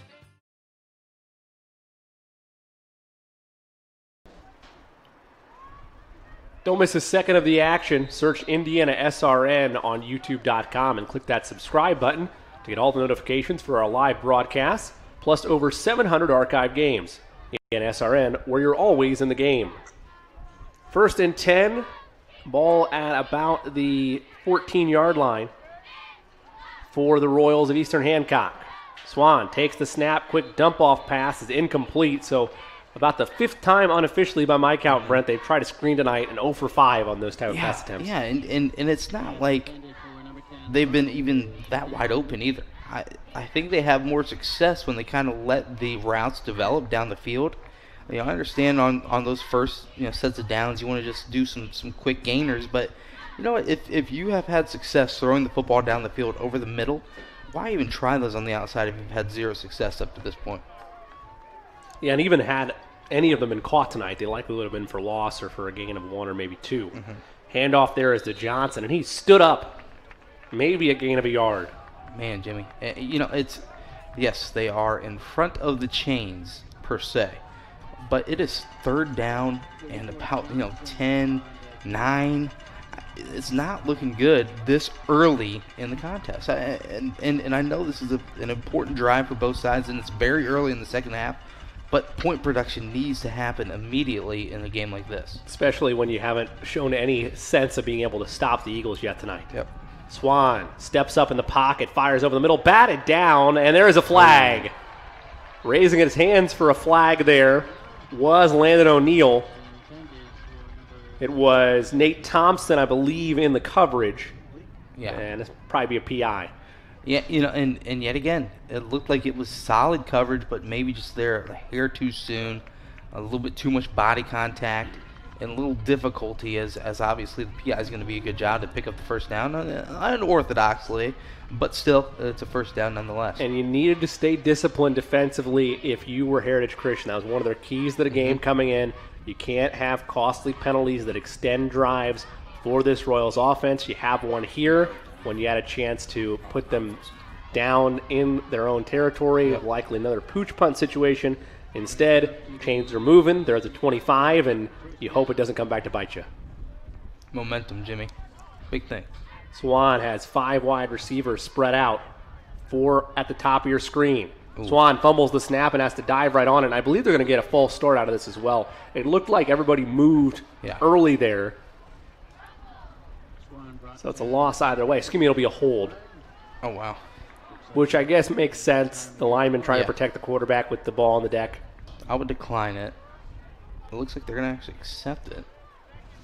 I'd take a 2nd and 15 over a 1st and 20. And they do the math there with you as well. Like do the same. You know, and yet again, even if that snap was made right, even if everything was going well, it's just they don't seem ready on first down. And to Heritage Christian's credit, they've really been active in attacking on those early downs as well. So, just really not a good start to the drive. Yeah, not a good start to the half in general. Swan sends a man in motion. 2nd and 15. Takes the snap. He'll roll out a little bit. Pressure coming. He's sacked and swallowed up. Pressure being applied and the sack made by Harrison Waltz. The senior makes the big-time play, and it's 3rd and forever for the Royals. Waltz got through, but you saw also Colin Thompson, a little bit of a delay, and he comes through. Watch 55 here first. A little bit of delay, comes around. It's that little play up the middle, brings him up into the pocket, and right there waiting for him is Waltz. Just a great job, little 2-man defensive tackle. You go in, I'm going to loop around. Great job. And again, Colin Thompson giving up 25 pounds in that matchup. Man, sometimes speed gets you going. You get in the backfield and you disrupt. Got to think this is pooch punt territory. No, it's not. It's 4 down territory. That's batted at the line. It's batted and caught, but well short of the mark. Make it 4th and about. Well, it'll be 4th and maybe a yard on the tip pass. So are they going to bring out the traditional punt team? See, if I'm Heritage, I'm bringing someone back because in a traditional lineup like this where they do have all the linemen on the field, do have, the just a traditional offense, you can return one against that. Right. Well, so they won't. It'll just be a pooch punt, and that one is not a good one. It is going to be received and scooped up there by Gehrig. Gehrig at the 25 to the 20, cuts it inside, back to the 10, lowers the shoulder to the 8-yard line. Couldn't have asked for better field position for your opening second half drive for the Eagles. That's where they'll set up shop. Yeah, Jimmy, that's why you put someone back deep to return, because the pooch punt, although he's had some good ones, you're still asking a lot of your quarterback, Houston Swan, and that one, not a great punt, a little low on the pooch, so maybe we call it an ooch punt. There you go. And he's able to take that back, and as you're going up against an offensive tackle and then a wide receiver on the outside, and you've got blockers in front, so yes, understand. You don't have a great punter, but still, that's a tough decision. Good job putting someone back to return. 1st and goal for the Eagles. They hand it off to Brown, churning the legs. He will extend to the goal line, just short about the 1-yard line. Thought he was going to walk in there for a second, but a shoestring tackle brings him down. And I tell you what, the pooch punt is the strategy they go with there. This is a back-breaking turn of events for the Royals. It really is. Really is. It all starts with the penalties. You can't make anything happen if you're going with a 2nd down and 15. Zoom out.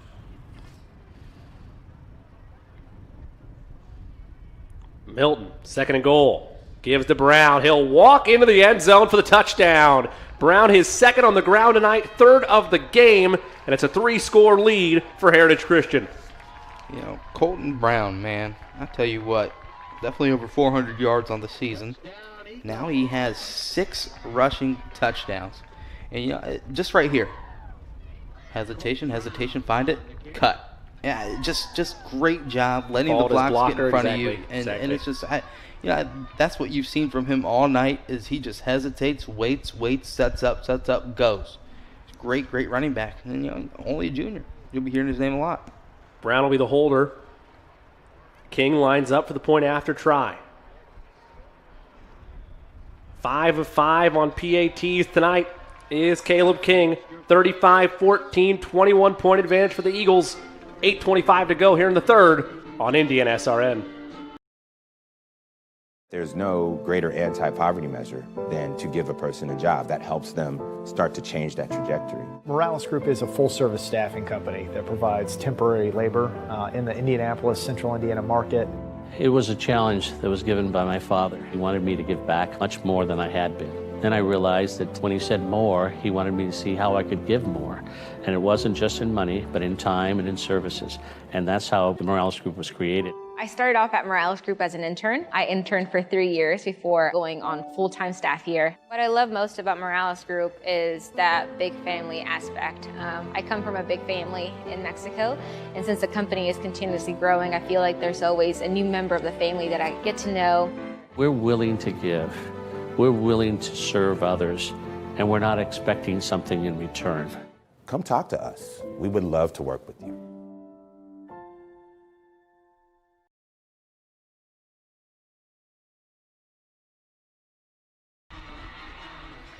Back at Heritage Christian High School is our live feed. Jimmy Cook alongside Brent Young here from the Indiana SRN studios on the northeast side of Indianapolis. Eagles starting to strut the feathers a little bit. Lead it by 21. They'll boot it away for the second time in the second half. And that'll be mishandled out of bounds. I heard a whistle way too, though, offsides. at the start there. Way Yeah. offsides.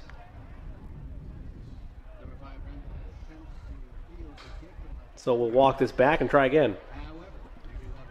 Bring it back 5 more yards. Yeah, and it's getting into the danger zone. We might have already eclipsed the danger zone. It just is. It's a tough situation to put your defense in when you give up that sort of 7 yards. And you're relying on King again. Not that he can't do it. Right. He could make the argument it's just a warm-up kick, but you're putting him in a position where he's going to have to boot it deep again. Yeah. And on top of that, you are, as you mentioned, rolling the dice where right now I would say the door is shut, but it's not locked. Yeah, exactly. It's not locked for the Royals right now. There's still an opportunity there to get back in this ball game. Even a little error like that can change the area that you're out of the field and give your offense an opportunity to wake up. Yeah, so you'll take any yardage you can get, and so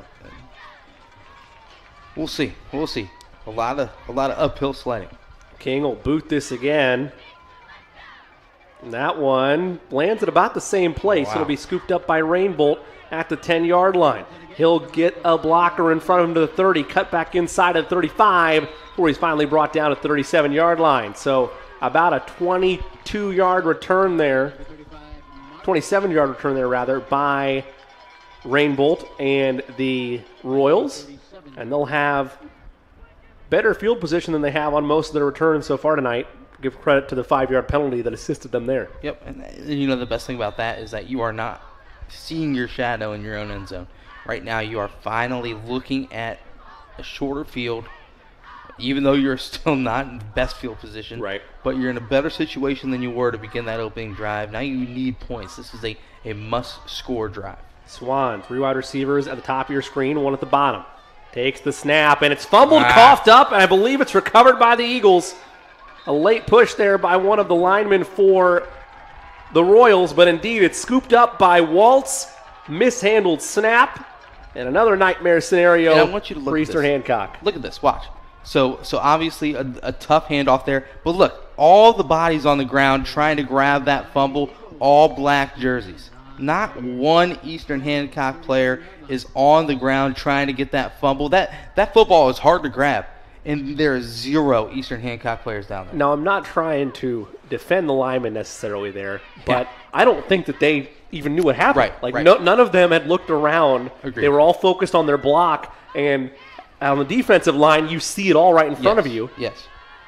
That's where communication comes. Nobody yelled ball. Right. Nobody talked to the line saying, hey, there's a live ball up for grabs. We have a little out throw there to Waltz. He'll turn, spin, and just walk right in. 3 Royals around him. Nobody makes the tackle. Waltz can barely believe it. Man. And now you're up 4 scores. Jimmy, man. Look at this. You've got 4 defenders, really, and 2 blockers and Waltz. Look at this. Oh, man. Wow. That is a great play. A little yak, again. I repeat, a little yak, a little yard after catch. But still, Eastern Hancock, you got to fly to the football there. This is desperation time. You got to get a tackle. Instead, Waltz into the end zone. Low snap. Kings kick right down the middle. The Eagles average 30 points per game in this series, well beyond that. 42 on the night for them. They're up by 28 on Indiana SRN. Can't make it to the game? We've got your back. Just go to www.indianasrn.org and tune in to all of the live action, or go to our on-demand service and relive your favorite moments.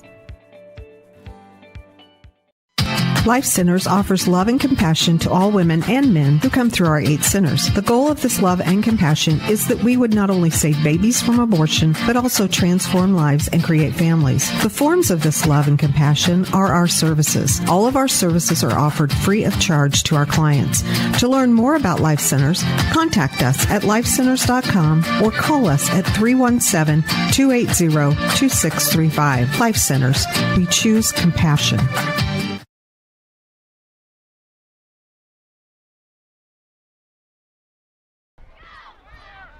Don't miss any of our Indiana SRN broadcasts. Go to youtube.com and search Indiana SRN. Click that red and white subscribe button to get all the notifications for our live feeds, plus over 700 archived games. Indiana SRN, where you're always in the game. Under 8 to go in this third quarter, a nightmare second half start. If you're a fan of the Eastern Hancock Royals, it has been all Eagles to this point in time. They've doubled up their halftime margin to be on top by 28, 42-14. Is there a pulse on the Royals right now, Brent? We're going to see here on this first down play. Right? I think you got to do something big on the first down play. I know you want to probably run the football or anything of that case, but and right there, you let that ball go out of bounds. They'll instead take it and give it to 15. So. The previous kick, he let that one, bounce, and then it stayed in bounds. That one was heading straight out of bounds. He had to tip. Perhaps an overcorrection there. Yes. Thinking that you need to make a play. I can agree with that. So now you'll operate at about the 17. And Eastern Hancock at this point just trying to get something on the right side of the ledger here in half number 2. Swan will be in the gun. Wide receivers split on either side. Johnson in the backfield with him. Low snap, quick pass, caught by Fox. Out of 20. The 25, now 30. Brought down to the 32-yard line. Mm-hmm. Man, I tell you what, I am entirely impressed by Heritage Christian. Well, everything that we've heard from them as we take a look at one of the positive plays for the Royals, the only positive play in the second half. Yep. Nice gainer there by Fox. More yak for you. Yes, sir. But you talked about the Eagles. This is thought to be a state title contending team. Sir. It's not just about capturing a sectional title. Mm-hmm. It's getting back to the top of the mountain, and they believe they have the group to do it. Pass over the middle. Almost picked off. Nate Thompson just got the wrong side of his shoulder pad on that one and falls harmlessly to the turf. A breath of relief for the Royals there, as that might have been a house call. And not only did he almost pick it off there, but the first option for Swan was a quick out. That was almost going to be intercepted for a pick 6. Right there, should have been intercepted deep. So right now, it's just kind of it looked like another pass that was over or underthrown a little bit as well. Yes, it definitely was. Swan Gives to Johnson. He'll get around the edge, and now he's got some daylight. Cross midfield, it's a foot race to the 40, 30. There's an angle to be found there. He's finally pushed out of bounds at about the 15-yard line. Give credit to Zach Schlamer. He took the right angle there on Johnson and forced him out. But you think there's some laundry there? Did I miss the laundry? I might have seen a little bit of laundry. The offense is back up here and the defense is back up here, but you watch this up top. A quick throw. I see it. There it is. Good eye. Good eye, Could sir. have been right with the line of scrimmage. I saw the tackle kind of hold the defensive edge. I'm sorry to say it. Eastern Hancock fans, this one's coming back. That's tough. That's tough. Your best play from scrimmage tonight. I'm going to walk it all the way back and then some. Good eye on you, though. Oof, man. 20/20 vision. What's the one that's better than 20/20? Is it like 40/20 or something like that? You're putting me in situations to not show. Maybe 20/40? Show my knowledge. There you go. 2050. Thank you to the producer, Mr. Brett. 2015.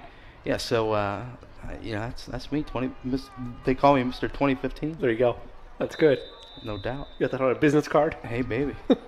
It's on the back. Exactly. Got the important info on the front. Yes. And then. Yes. You got to look for it, too. It's good. Well done. Second and long for the Royals. Swan rolls.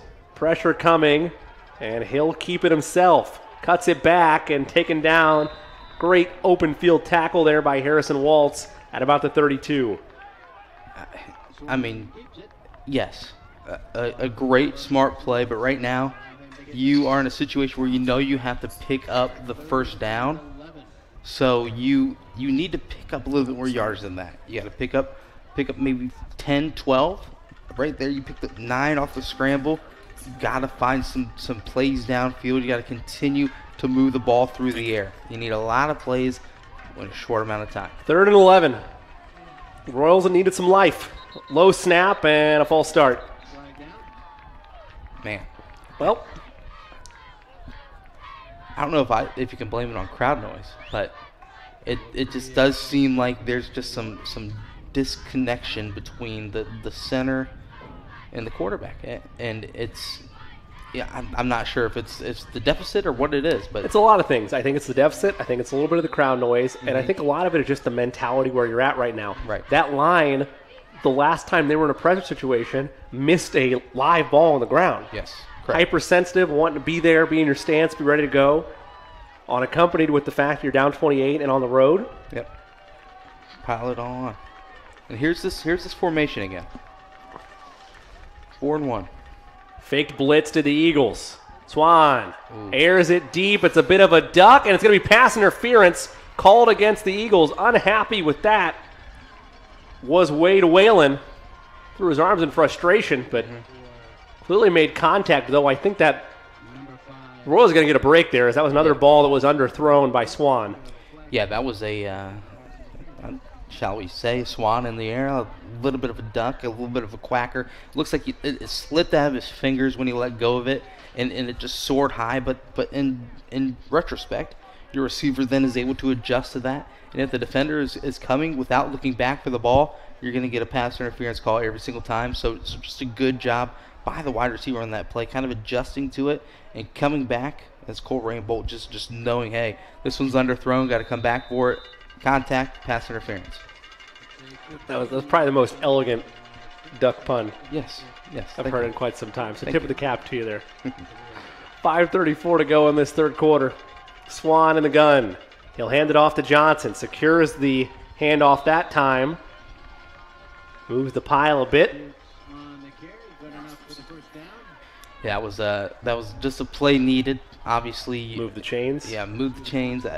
It's not many situations where you get a pass interference call and don't pick up the first down. That one they didn't. Particularly with the high school rulings, the way they set it up. Correct. So there, move the chains, fresh set of downs, score the football. Trying to get across midfield. Swan receives final directions. Shifts Johnson. Another low snap. Swan floats it, tipped and picked off and intercepted by Reed Gehrig. He's up the sideline to the 40, continues to go to the 30, spinning to the 25, now 20, tries to break another tackle. He'll walk this all the way into the end zone for a touchdown. What a play by Reed Gehrig. 49-14 after the PA try if it's good. Wow. That is impressive. Watch this. Got the interception, but watch these. Spin move. You're getting taken down. No, you're not. Spin move. Get me out of here. Back into the end zone like you're backing to a parking spot. You know, the parking spot is the end zone. Impressive. No backup cam needed. No, none. None. It's right there.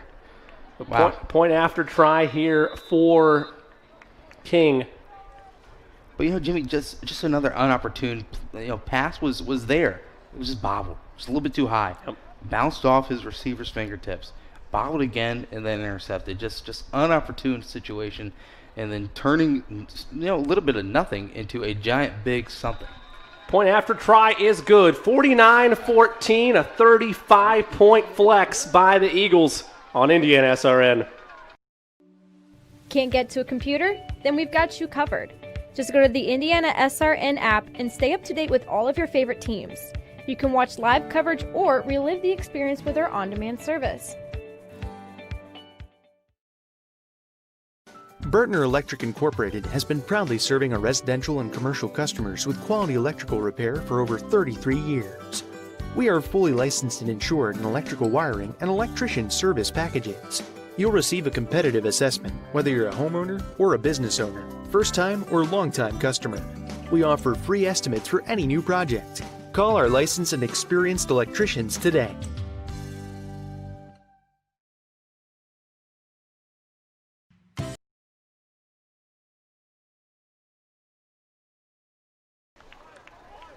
Welcome back to Heritage Christian High School. 49-14 the score. All Eagles. They lead it now by 35. Set to boot it away again is King. And after this kickoff, we'll be right at the mark for running clock territory. Yeah, and that's a rule that was implemented last year. It's a smart rule. You see on every level of football, when scores start to get out of hand, just the technicalities become sloppy, and that's when injuries happen. That'll be a high winding kick that will go out of bounds this time. Yep.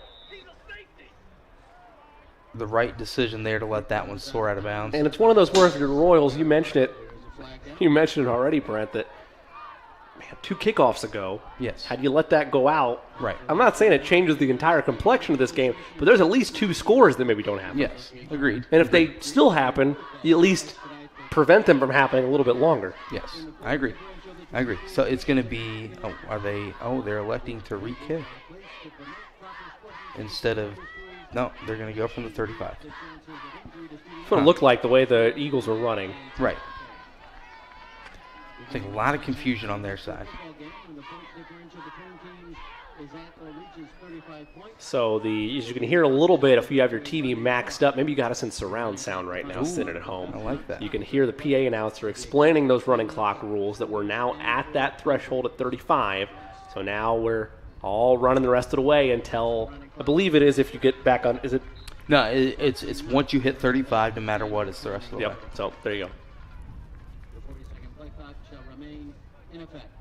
So still have your play clock the normal way. Right. And this is actually a huge learning tool for Eastern Hancock. You came in, you held with it that first quarter. I mentioned how important the first quarter was. It was 14-14. It was anyone's game after the first stanza. And then after that, it just became a situation where Heritage was able to figure it out on defense, get the stops they needed, and then they just piled it on the offensive side and just scored.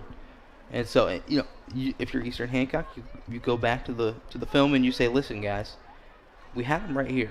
What happened was on this play, and this play, and then you replay it over and over again. You say, let's go get them in sectional.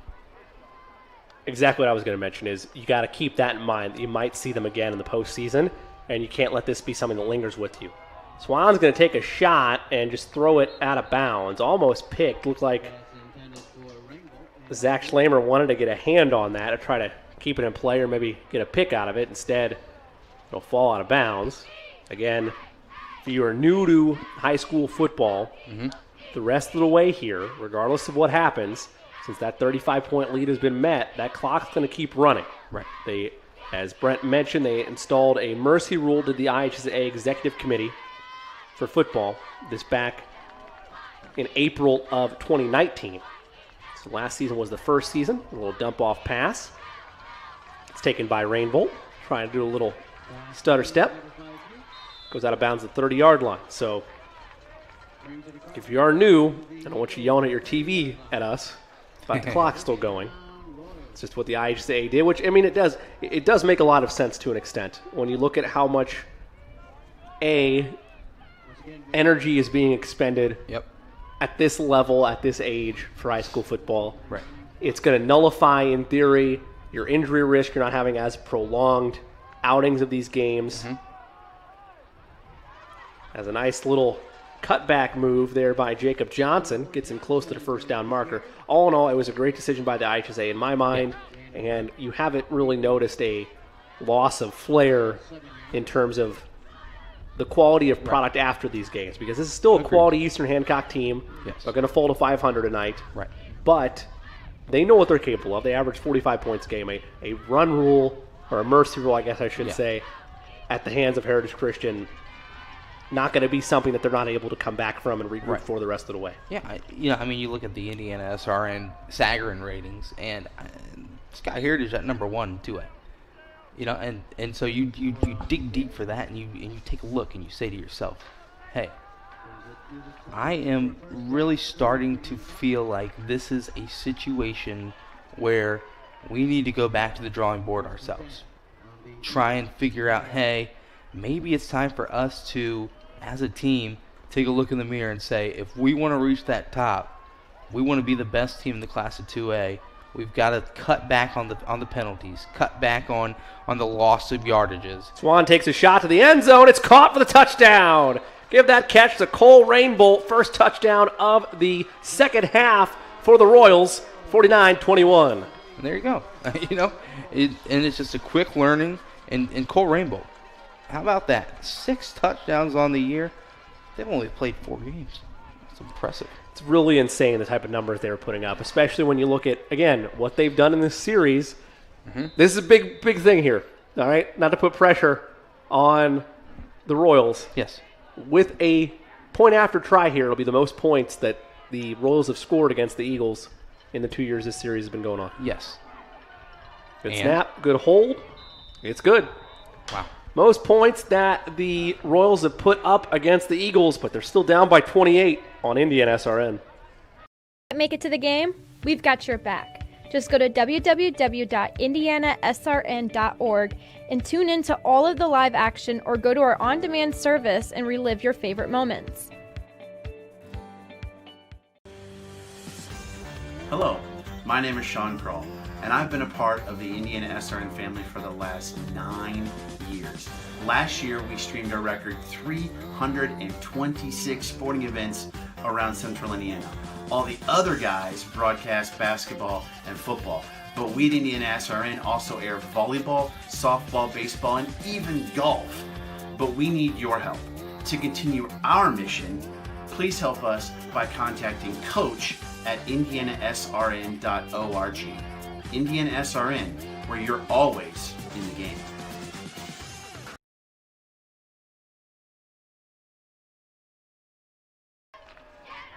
Back at Heritage Christian High School, just off of the 96th Street exit, they're the 69-465 split.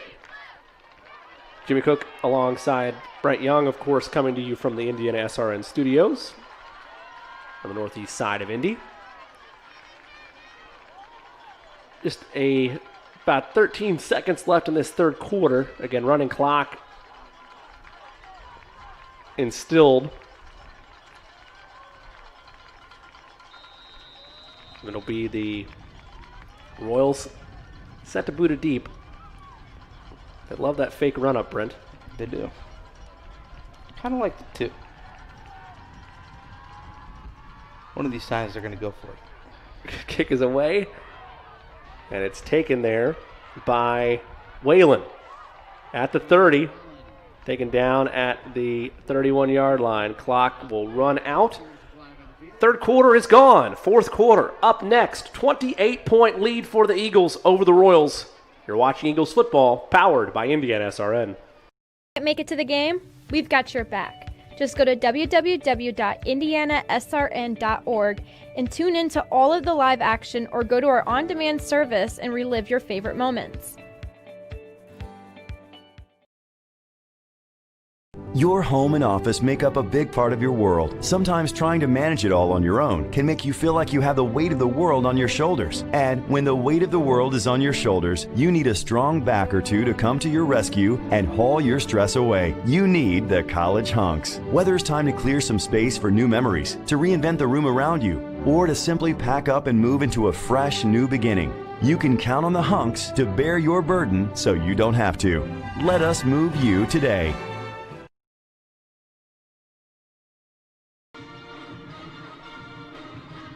Don't miss any of our broadcasts. Go to youtube.com, search Indiana SRN, and click that red and white subscribe button for our live feeds, plus 700 plus archived games. Indiana SRN, where you're always in the game. Jimmy Cook alongside Brett Young. So pleased you've chosen to spend some of your Friday with us here on our Indiana SRN family of networks. It'll be Eagles football after penalty yardage moved them back a little bit.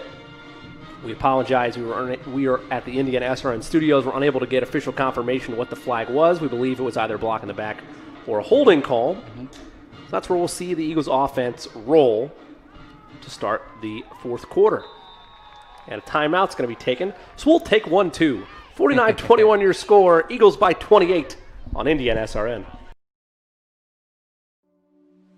Can't get to a computer? Then we've got you covered. Just go to the Indiana SRN app and stay up to date with all of your favorite teams. You can watch live coverage or relive the experience with our on-demand service. Our family has been very happy working with Wallflower Pictures, because they make sure that I get the acting skills that I need in this industry and the education that I need. Wallflower Pictures supports UV's journey in the industry. They're very passionate about his growth. They're very professional and attentive to our needs. And I truly believe in the projects I've worked on, like For the Boys and The Walk. We love working with Wallflower Pictures.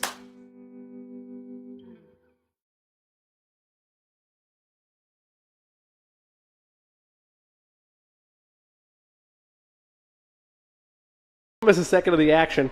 Go to youtube.com, search Indiana SRN, click that subscribe button, get our live feeds and over 700 archived games. Indiana SRN, where you're always in the game.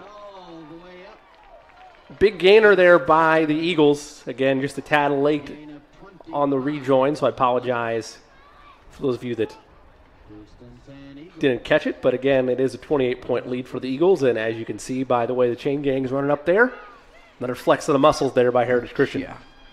I mean, can you talk any more about Kyle Ray, man? Just a fantastic head coach there for Heritage Christian. What a turnaround for the program that he's been. Yes. It just seems like he understands the modern era of football as well. Milton.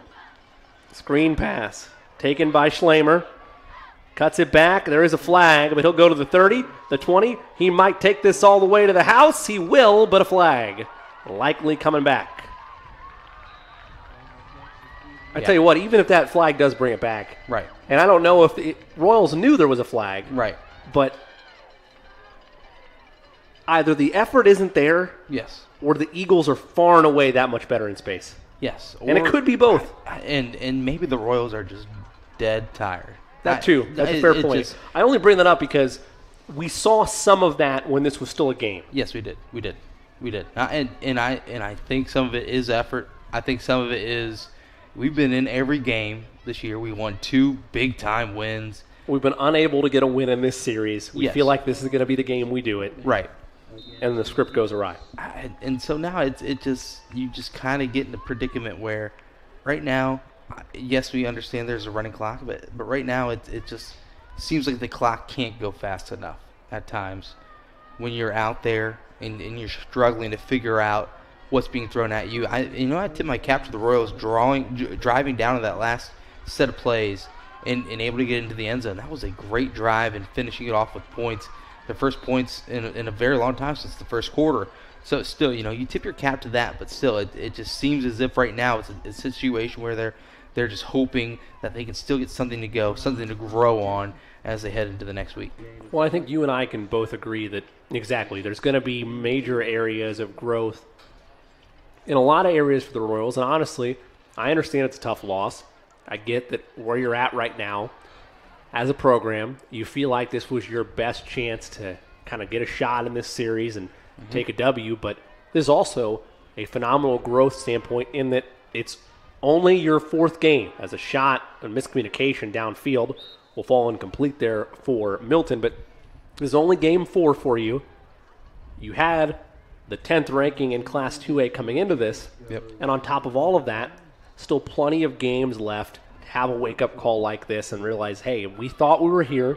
We're actually right in the middle now, but we can get to that next level we want to be at. Yeah, the main thing of getting to the highest level is seeing what the highest level looks like. And right now they're getting a taste of it. They're getting a heavy dose of it, and they're understanding that, hey, it's as you mentioned, it's possible to get there. But we've got to go through these hurdles, go through these steps to make it. Brown using his blockers. What a beautiful run by Colton Brown all the way to the end zone for the touchdown. PAT pending, can make it 56-21. All Eagles. What a display of running by the junior Colton Brown. Man, he's good. He is good. Look at this. So he has creases on the outside, but he lets his blocks happen. I mean, he is finding blocks, hitting holes, speed, top level. Just a really good job of following. He kind of just rode that. There was a nice little alley, and he took the alley all the way. And then the pursuit was not fantastic by the Royals, but you can't tip your cap enough. Colton Brown, that was a great run. He's a big time player in 2A. His 4th touchdown on the night, 3rd on the ground. Point after try by King, right down Broadway. 7:20 and counting left to go in this one. All Eagles on Indiana SRN. Can't make it to the game? We've got your back. Just go to www.indianasrn.org and tune in to all of the live action, or go to our on-demand service and relive your favorite moments. Life comes at you fast, so it's important to have some help along the way. My favorite patient.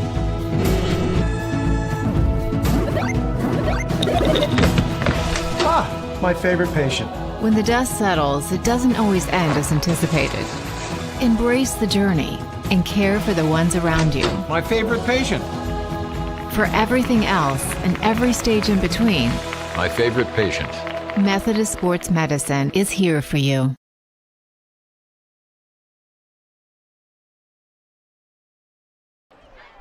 Don't miss any of our broadcast. Go to youtube.com, search Indiana SRN, and click that subscribe button. Get all of our live feeds, plus over 700 archive games.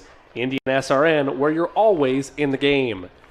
Jimmy Cook alongside Brent Young. 7:17 with running clock in effect left in this 4th quarter of play. Eagles are flying high right now. Up by 35, 56-21. The most recent score on an impressive bit of running by the junior Colton Brown. His 3rd on the ground, 4th touchdown of the night for him. Yeah, and we were talking off air. He's got to be somewhere hovering around 350 to 400 all-purpose. Just had that big run on the opening drive for the touchdown. Had the big catch and run. Had another big run there. He's just piling on the yardage. Receiving that was Ashton Smith. He'll take it to about the 16, which is where the Royals will set up shop. So I've always liked to pen the mind of my co-analyst whenever we're in these situations, Brent. You got a great mind here. You have the opportunity to lay down right now, or, assuming you're keeping your starters in there, this is still a solid defense. Yes. I understand morale might be low, but you got 6.5 to work with to try to put together another scoring drive like you did just a possession ago. Yes, I'm treating it situational. I'm treating it like we are still in this ball game and we need a score to stay in the ball game. I'm not taking any foot off the pedal, but I'm also not going to be forcing plays. I'm going to do exactly what they did there. Run on first down, maybe see what I can get going on second down, whether play action, work in some plays maybe that we were working on in practice, but don't give away too much because you might be seeing this team later in the season. So don't give away any gimmicky plays you might I want to take a look at this. Oh. Well, this was the long run by Brown, which was equally as impressive. Right down alleyway. Look at that. I still don't know how he found that seam there. Yeah. Enthusiasm on the sideline, too. That was a little triple jump kick in the air. I just want to see, apologies for stepping away, but was this a fumble later? Was it just on the ground? I thought he was on the ground, but just to take a look at it. Yeah. Yeah, he was down. Good shot there by our camera crew. And a quick little handoff there. Again to Johnson. Bring up third down. Good sportsmanship there. Are you surprised that they're going with the ground game right now? Yeah, on that second down, I think that would have been a run or pass play. I'm okay with run. But, yeah, I mean, this is working on situational things this time. But another thing that goes with it is, I've been in the trenches before at the high school level, and it becomes a situation where that defensive line is still pinning their ears back, still coming full bore, and then the offensive line kind of has it in the back of their head that we're down by a big margin. Swan trying not to take a sack. Eagles all around him. Fires cross body, and it's into the sidelines. So he was able to get it away, and will bring up fourth down. Now, that was all coverage there. The offensive line did a great job, giving about 5 seconds, 4 or 5 seconds in the backfield. And that really gives credit. We obviously we don't have an all 32 look, right? We're stuck with or all 22 look, right? We have to go off of what we're having right in front of us right now. Yes. And with that being said, you got to give credit, you would think, to the Eagles defense. Yes. And we've talked so much about the offense, but the defense has really been a factor tonight because they were giving up that size disadvantage on the line, and they haven't let that be a factor at all tonight. It was 14-14. I mean, that's the thing. It was a close game the entire way. Low snap, miscommunication, turnover on downs. Eagles will get it with under 4 to go, deep in Royal territory. Yeah, and it's just miscommunication is something that can be worked out in practice. It's something that takes time. So, possibly it might be a situation where, hey, Game 7, Game 8, these small miscommunications that Eastern Hancock's been going through, those could be figured out. But right now is a time where, as the clock continues to tick, this is no reason for Heritage to push too much. I imagine maybe pick up a first down and they kneel this one out, something along those lines. They're going to take a timeout. We'll take one as well. 3:24 left to go in this one. Eagles flying their way to a W on Indiana SRN. Can't get to a computer? Then we've got you covered. Just go to the Indiana SRN app and stay up to date with all of your favorite teams. You can watch live coverage or relive the experience with our on-demand service. Burtner Electric Incorporated has been proudly serving our residential and commercial customers with quality electrical repair for over 33 years. We are fully licensed and insured in electrical wiring and electrician service packages. You'll receive a competitive assessment, whether you're a homeowner or a business owner, first-time or long-time customer. We offer free estimates for any new project. Call our licensed and experienced electricians today.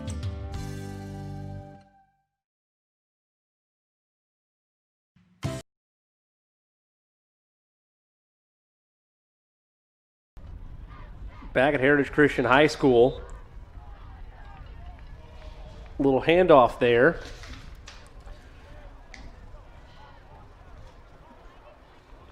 Taking it about the 15-yard line. This is it's a good time to give everyone an opportunity to bring in a couple of players, give them situationals and opportunities to really try and run the ball with whoever they can throw out there.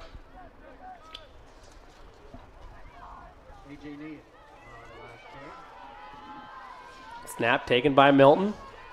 They'll hand it off. Picks up another 3 yards.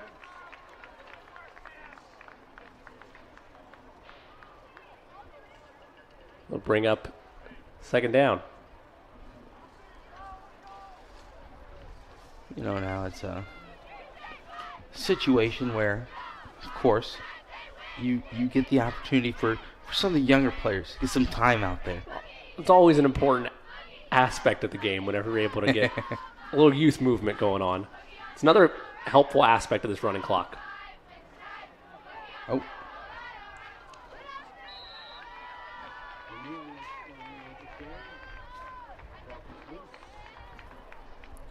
Take a look at that. Looks like he never fully got control of it. And as quarterback for the Eagles, 1:43 left in the game. A little bit of a bobble. A little bit of a whoopsie. Yeah, can't have those. But again, that's the benefit of having some time to operate here at the back end. Yep. Kyle Antoine takes the snap, and he'll be sacked. The sophomore there. Bring up fourth down.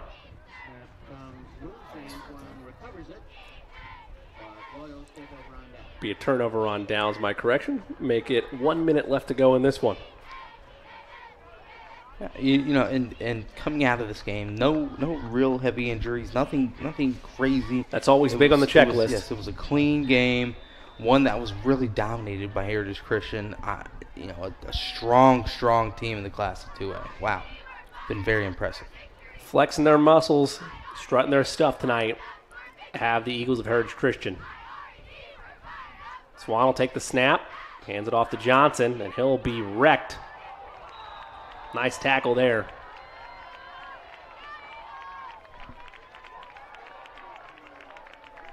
And that might be the final play of this ball game. Looks like it. For Eastern Hancock, they'll next travel to Knightstown next week as part of a continued 4-game road trip. For the Eagles, meanwhile, they'll be at Shortridge next Friday night. All Eagles in this one. Heritage rolls through the Royals of Eastern Hancock by a final of 56-21. Brent, some final thoughts? I just step away entirely impressed by Heritage Christian. I got to tip my cap, man. They are loaded. They have playmakers on the outside, playmakers in the backfield, a strong leader at quarterback, a great decision maker at running back, whether he decides to go behind the line, get outside, catch and run. Just overall, just a very impressive team. And the defense that really showed some strength after a little bit of struggles early in the game. This all top to bottom, no doubt they should have their sights set on the state championship, and rightfully so. Well, again, we mentioned Eastern Hancock will be back in action next week at Knightstown. That's part of this 4-game road trip for them. They fall to 2-2 on the year. Meanwhile, Heritage Christian improves to 3-1. They will travel to Indianapolis Shortridge next Friday night. That'll be an Indiana SRN broadcast. I want to thank everybody involved with tonight's production, to our producer, Brett Goodridge, and for my partner in crime tonight, my color analyst, Brent Young. I'm Jimmy Cook. Again, our final in this one, 5th-ranked Heritage Christian over 10th-ranked Eastern Hancock. Eagles win it 56-21.